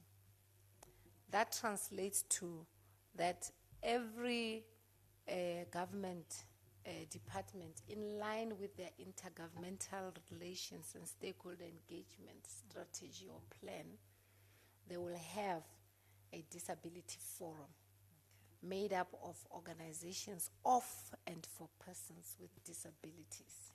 That is at the level of departments. At our level, as part of the coordinating mechanism, we have the civil society organizations of and for persons with disabilities that we have plans with, like I said, and we implement with. But one of the critical things that we're holding government institutions accountable for is the establishment of disability forums as part of their institutional mechanisms. Then that helps them to source experts in their sector that would assist them with fulfillment of certain responsibilities that have to do with their mandate. The Department of Transport has that forum, and they meet with the sector of persons with disabilities and experts who roll out universal accessible transport, whether training and so forth, in that particular forum, where they even consult with their metros and municipalities and their provincial departments. That's at a national level.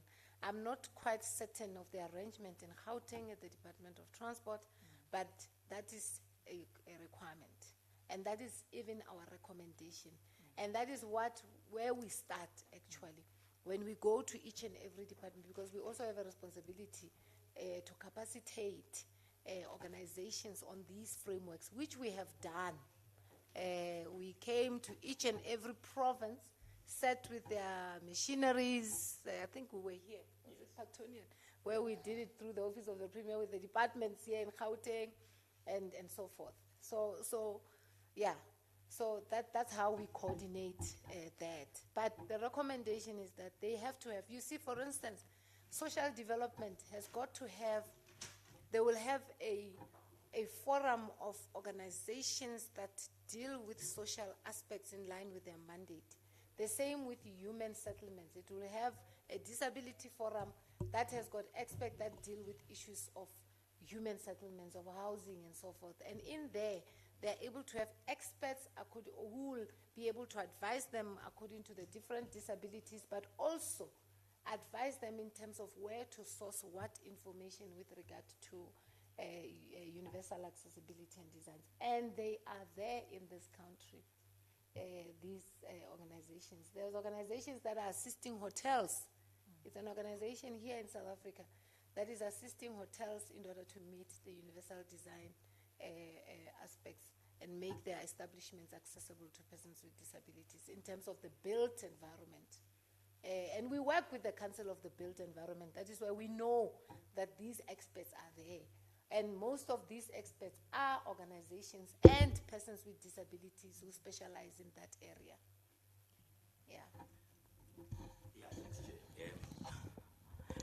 I think what we need to do basically, essentially for South Africa, firstly is to develop the unit standards for that particular qualification.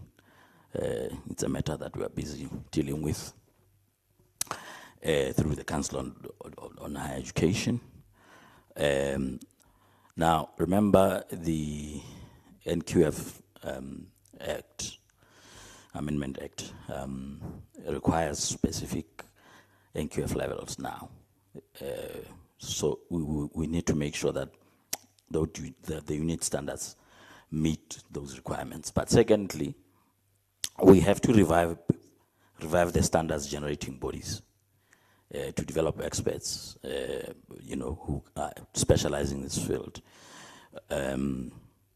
Now, there are certain universities that actually have started with this process of introducing short courses in terms of the universal access and design and so on. But Chair, also, you see, we are bound by international standards organizations, TC 137. And we that's why we have to review certain codes. Your Part S codes, 10400 and so forth. We must review them because it's important, the matter that you're raising. It's going to be a bit of a long ride, but I don't think it will compromise the situation of persons with disabilities. Because as we envisage the development, at the point where we are, and to the next point, we will have to make sure that at that particular point, the expertise is available on call. At this point, it's not. It's not available on call. We obviously work with organizations, as my esteemed colleague has already said. But once we reach that point, obviously we can still transfer the function for government to the National School of Government to deal with the curriculum and so forth. But we would have given them the standards as it's required. Thanks, Chair. And it's along those lines of the International Standards Authority that you see most of the organizations that are private knowing that they are held accountable by those that they are rolling out universal accessible infrastructure as they're coming up with new infrastructure. Yeah. Thank you for that. My final question is to do with this, the Section 33 of the UN CRPD. As you indicated, that as a Chapter 9 institution, the Commission is in partnership with the department when it comes to the domestication. The UN CRPD requires that a particular department or a Chapter 9 institution is identified to ensure that overarchingly it monitors the domestication. I think this discussion started off, 2015, 2016, and we had a whole training. I think it was for about 2 to 3 days, just highlighting what the different functions and duties would be. Now, as a department, where do you foresee the part that the Human Rights Commission would play in this regard? I'm seeing that you're already fast-tracked already to doing the disability bill. And of course, in that you are aligning it to your Section 33, whereby it recommended that a Chapter 9 institution should actually oversee the monitoring of this, the UNCRPD. Could you just indicate to us as to whether there are discussions that are taking place now? Has there been anything going forth with? As in terms of what mechanism are you going to use as a department? As we are still in partnership, are we in partnership in paper, or are you still going to engage with the Commission on what would be the way forward? Thank you.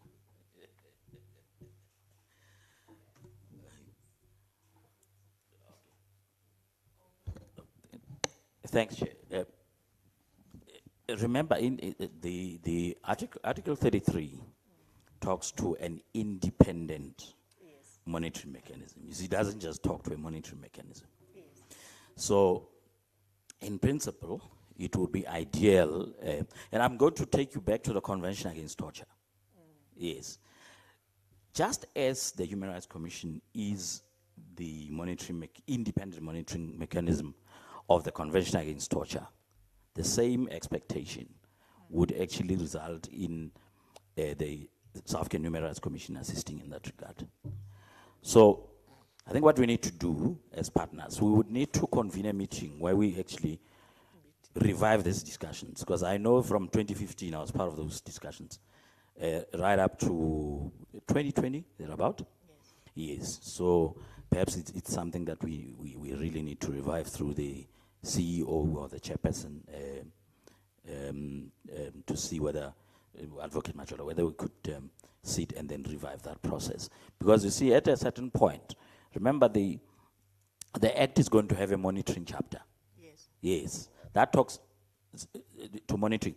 My esteemed colleague actually told you in the presentation that the frameworks, all of them, literally, have a monitoring mechanism within it. It gives the prescripts, and that's why if you looked at her presentation and you read it word for word legally, it says in a prescribed manner, right? You saw that, ne? That's the thing. So we are following that process. So if we say in a prescribed manner, we are opening it up for discussions, and there are a number of options that we are going to use to deal with that aspect. Now, we're not adopting a principle of ultra vires. No, we're not doing that.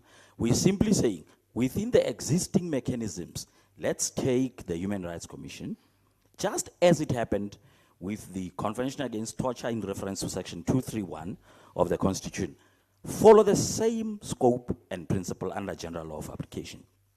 But the obligation to deliver services still remains with the state. Thank you very much. I'm going to be blunt with this one. Please. I'm going to do what he doesn't like I do, but I have to do it because it is. I think, as he has said, that it's on paper. It was active, as it was during the time. But we have seen a decline in participation of the Human Rights Commission, especially in the machineries and especially the platforms where we need them to be with us. It's an uphill battle, this one. And the reason we see you as a partner is because we know that you are, when you're with us, and the other Chapter 9 institutions were able to push the mandate forward.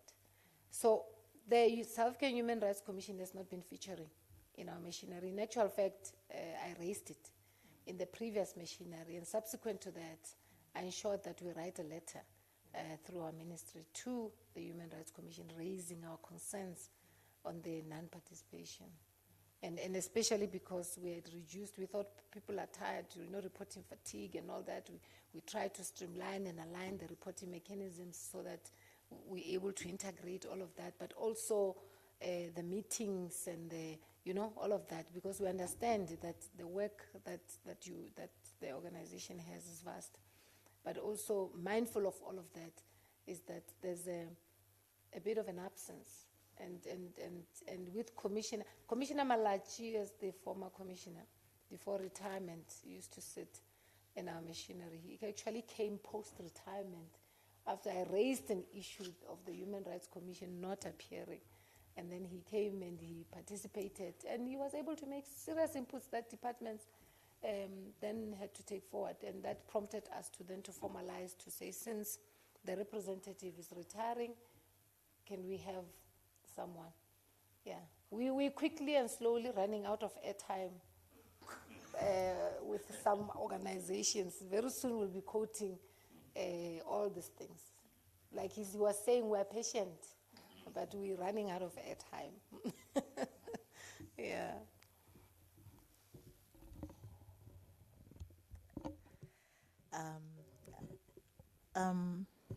That is very well noted. I think that reviving the discussions is quite important, and also just being a bit more active and visible is important in these meetings, seeing that you also make those country reports as well to the UN, and that I think you've been having a lot more presentations from the civil society. And then there is also I think there is also a section for the Chapter 9s as well in the UN to report on some of these issues. And so we take that, recommendation. We note that very seriously, and our absence, it will be rectified, and thank you for raising that up. I don't have any more questions. Thank you so much.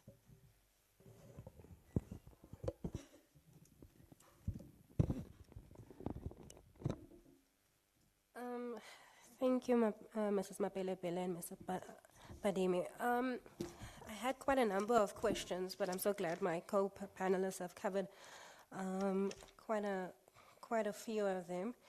And Mrs. Mapele-Pele, where the Commission is lacking in presence, we are grateful for you for sharing that information, and we will definitely pass it on to the current chairperson of the Human Rights Commission, he was also essential in establishing the NPM under the Torture Convention that sits within the Commission. So I'm sure that he will take it up very seriously. And this is being live streamed, so perhaps he will hear us as we speak. I want to take you to the national disability rights machinery you were talking about.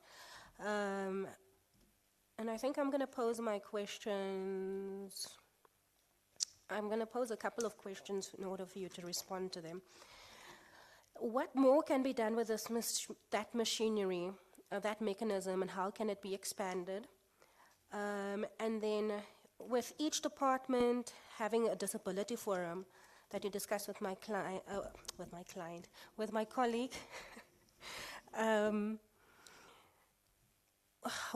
what is the level of compliance from departments? Is it a good response that you receive? I think similarly, your submission that you make that the annual performance plans of departments get submitted to your department for review. In terms of what policy is that? Is it a formalized policy? How the mechanism that requires them to do that, and is it a requirement, and what is the level of compliance again with from the departments in submitting their APPs to your department for assessment, and then also what is the level of compliance within their APPs when it comes to addressing disability rights, making sure that disability rights are respected and maintained within their departments. I think I'll leave it there for now.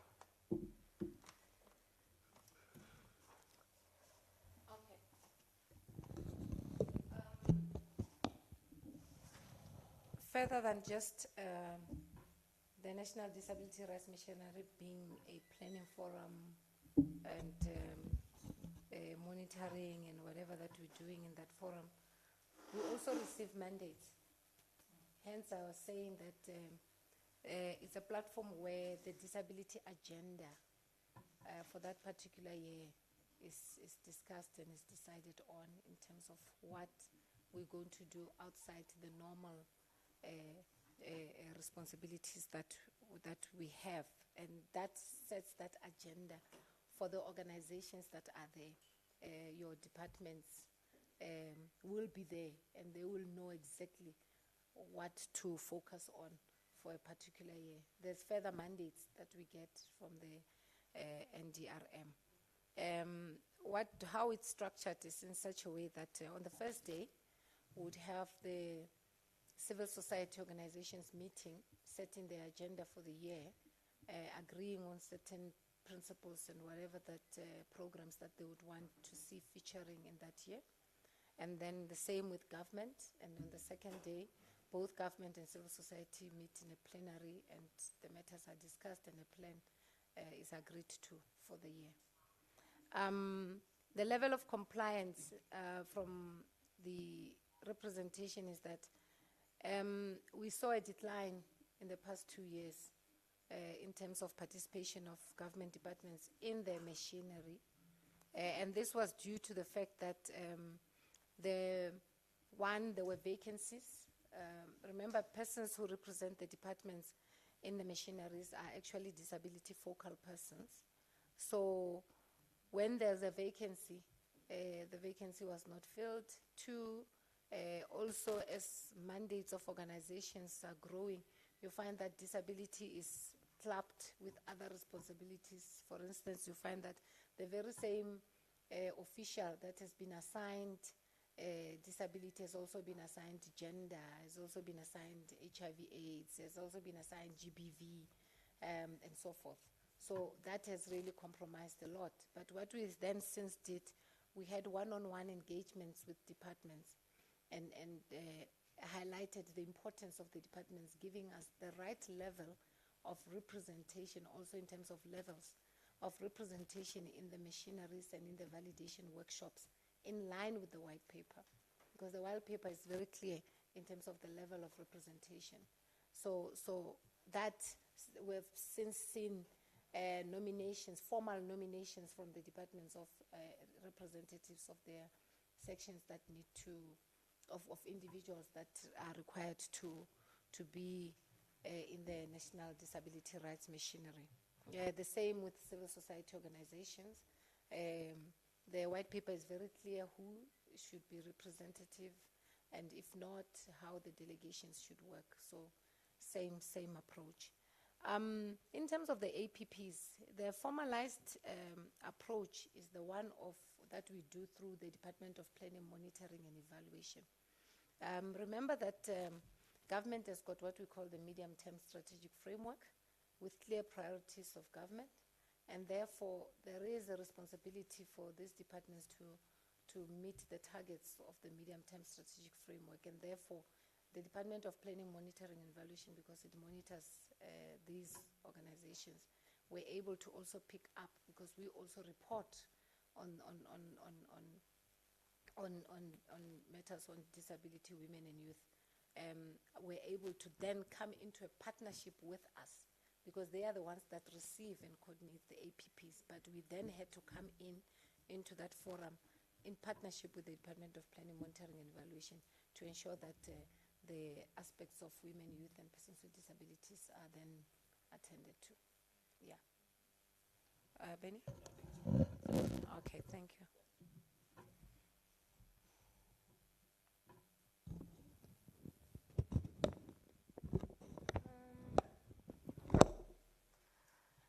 I also noted your submissions on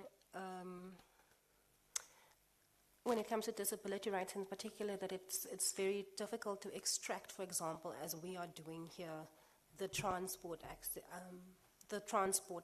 of it, and that the built environment and education and health, or it's basically a holistic system in order to make sure that the rights of persons with disabilities are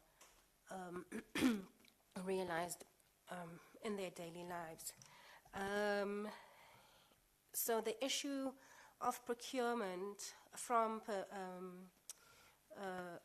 the issue of procurement that you raised from persons with disabilities, it is an issue that the original complainant in this matter did raise with the Commission, but we saw it fit to deal with the transport issue separately, because the transport issue is quite complex, as we have come to realize. It is very complex. But how would you approach the issue of procurement to ensure that the requirement that you mentioned of procurement from persons with disabilities is fully implemented within government and other organizations? Okay, let me start with this acknowledgement that the disability sector has not reached the levels of empowerment when we compare the sector with women and with youth. In terms of actively saying that companies of persons with disabilities are stable and they are well-resourced and so forth. There are still challenges in that regard. Again, empowerment of persons with disabilities as active business people. There are still gaps. There are those that have met the standards and are fully functional and so forth. However, there are still gaps. We still need to go back to the basics and ensure that even SMMEs of persons with disabilities are now empowered to become self-standing businesses. Secondly, that persons with disabilities who are entrepreneurs are able to operate within the entrepreneurial space, equipped and empowered self with all that is necessary as others have been. Third, there are issues of requirements that are set at point of entry at particular levels of participating in mainstream businesses. And you find that because those kind of requirements normally cater established entities, most of our persons with disabilities have been operating at a very small scale, so they are not able to be lifted and participate. I'll give you one simple requirement. There were instances where, I'm saying they were because we're working on it, there were instances where you'd find that a company, which was a very small company, is required audited statements. You know, audited 3 years of audited statements for them to be able to access a particular business opportunity. And the question was, okay, fair enough, with 3 years of an audited statement, but 3 years, most persons with disabilities counting during the COVID times were not operational. So where should the 3 years audited statement come from? Including those that are even in the, we found that with those that are in the arts and creatives environment, where they were required to submit 3 years of audited statements and bank statements and so forth. And yet, we know, all of us, that during COVID, there was non-activity, if next to none, very minimal, if next to none, in terms of artists general. So that became a barrier again. you know. So those kind of things, the access requirements are what we're working on with different organizations to ensure that they are relaxed and they look at where persons with disabilities are. But we also, in terms of the skills environment, building into that particular environment, we're working on it. It's not something that we can say we're doing very well on. To say that we have got to move from skilling persons with disabilities, because persons with disabilities have been skilled and are being skilled. Programs are there in place, but do they get jobs? Do they then move into businesses? So there is something that is limiting that kind of transition into a level of operations. And hence, when you want to look for a database of businesses or entrepreneurs of persons with disabilities, you find very few, if next to none, in certain fields. But also the attitudes, the discriminatory practices that come with attitudes of just persons when a person with a disability approaches them to say, I want to be in this particular type of business, you know, hence the awareness part of it. So those are the issues that we're picking up as we're looking at the entire procurement from persons with disabilities. Yeah. Okay, thanks, Chair. I think you will have to understand something that is very strange about government, and that is that the supply chain management processes in government are extremely technical. So you would find that people register on the central supply database, and you've got your different types of committees in departments and so forth. So let's say we centralize the target, say 7% of public sector procurement must be for persons with disabilities. So we say maybe BEE projects must be 10%, skills development projects must be 4%. So I'm just giving you those examples, but we centralize it according to the 7% target. We would have to determine how do we deal with it at a technical level, so that the people who are able to accumulate or in the scorecard, the BE scorecard, people who are able to accumulate extra points should then be persons with disabilities or companies owned by persons with disabilities or who are shareholders in those particular companies. But our big idea is the same. I always talk about the big idea because, you see, we might do a lot of technical work on the ground as experts. But if we don't have a big idea, then it's really worth nothing. The big idea is that persons with disabilities must be owners of the economy. That's the big idea.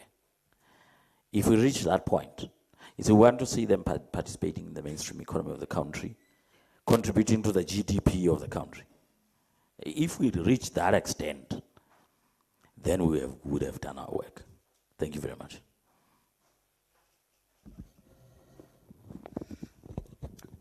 Thank you very much for that enlightening response. I think the final question from me is, it's well noted that many, if not all departments, government departments, have experienced budget cuts. Even constitutional bodies like the Human Rights Commission have experienced budget cuts. So perhaps in conclusion, I would just like to find out from you how have these budget cuts affected your operations, and how has it affected your organization and your unit, your department, to be able to meet your mandate?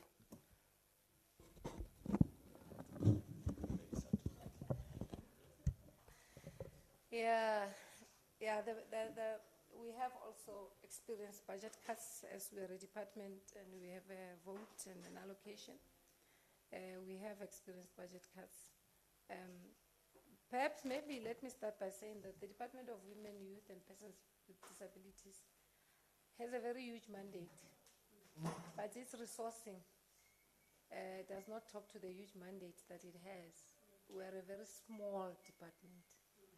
Now, zooming into the unit where we come from, this is the unit. So it's myself, Mr. Padime, and another colleague. And some of the added personnel, admin staff, we're not counting that. So, and then we have another chief directorate monitoring and regulation that has the same arrangement. So you can already determine the mandate of just the rights of persons with disabilities being such a huge mandate with that. But the department has brought its case forward in terms of resourcing to the organizations, treasury and them, that needs to consider, to make certain considerations about this department. But we have suffered tremendously from the budget cuts to an extent that we're just waiting for the new financial year to be able to activate certain programs. Some of our programs had to be abandoned for the period of the budget cuts. Yeah, but that doesn't mean we're not working. We are working the period for mostly it's programs that have to do with an external focus. So internally, we then continue with our monitoring, we continue with our advocacy, we're putting systems in place, planning, and so forth, so that when the financial year starts, we hit the ground running. But we are really, really under-resourced as a department and as a unit.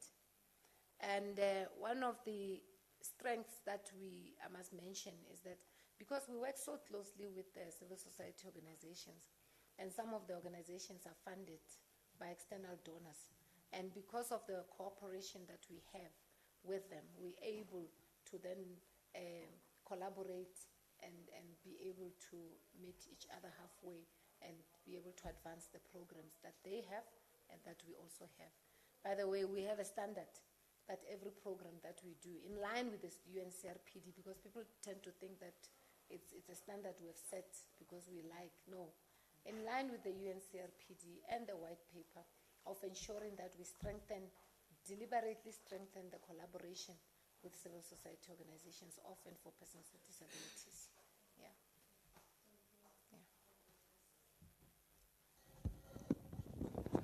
Do you have anything to add, Mr. Padime?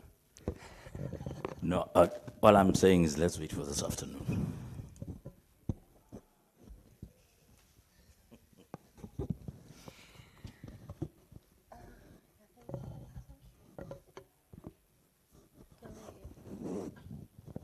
Mr. Benny, I have a question for you.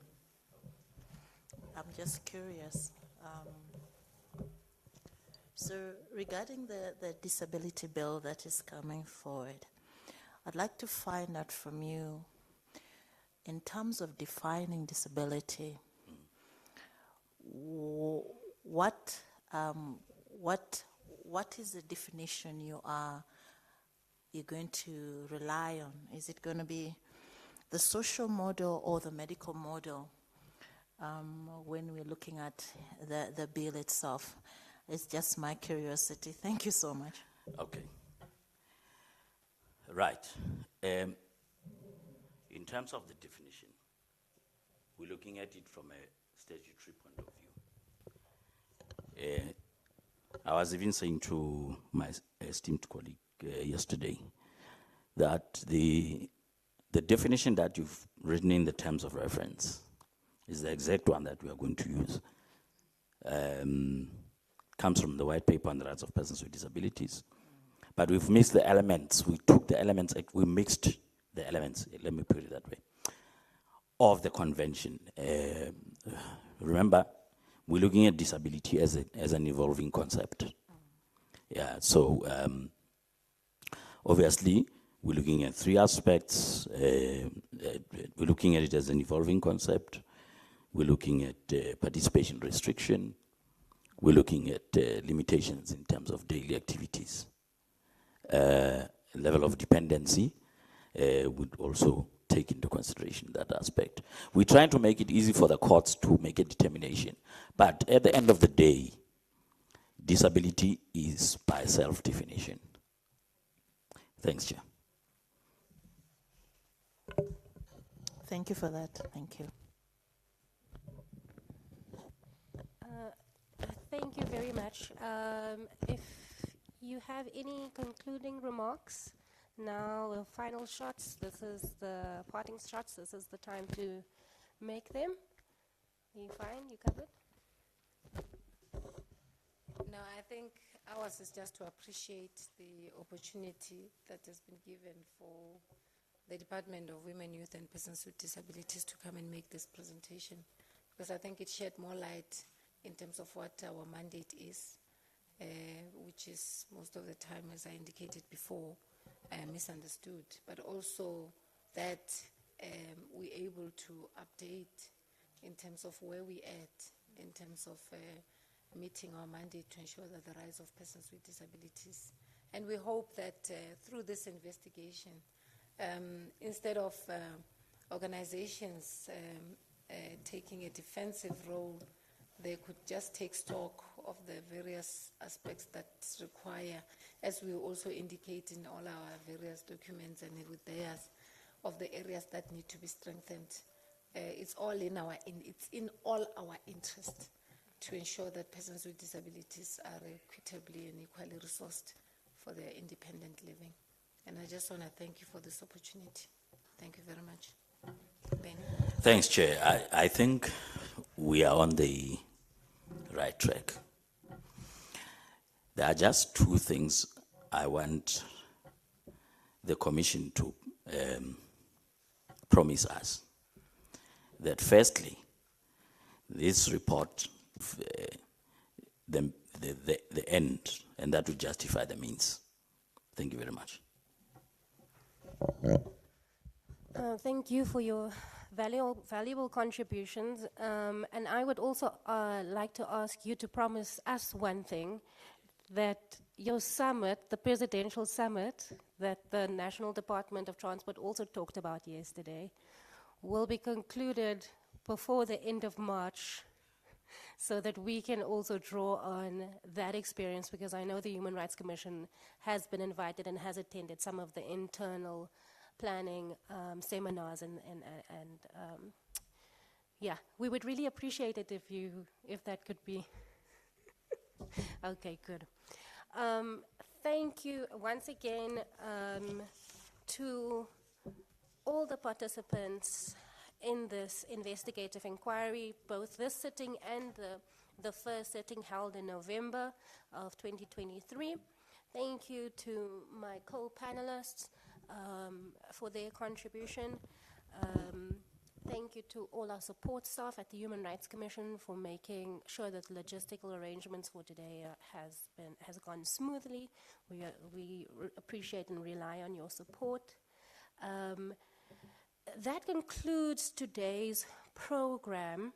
And just to a reminder again, in terms of the terms of reference for this investigative inquiry, there's a 21-day period after the end of this inquiry, which is today, for further written submissions from interested parties. If you believe that there's some information that the Human Rights Commission should be made aware of, you're welcome to share that with us. The provisional report from the Human Rights Commission will also be shared with all participants for final input before the release of the final investigative report. And with that being said, we undertake that this investigative process and this investigative report will be implemented. We once again call on all stakeholders to cooperate with the Human Rights Commission for when it comes to the implementation of our recommendations and directives. We believe that this process has already been impactful internally for the Commission and externally. The insights that have been shared by participants throughout this process have been very enlightening, and I think it already goes a long way towards awareness raising about the rights and the challenges that people with disabilities face on a daily basis. And we believe and we hope that this process will provide a roadmap for all citizens and residents of Gauteng province to experience dignified travel in their daily lives. So with that, I conclude this investigative inquiry and we will adjourn. Thank you.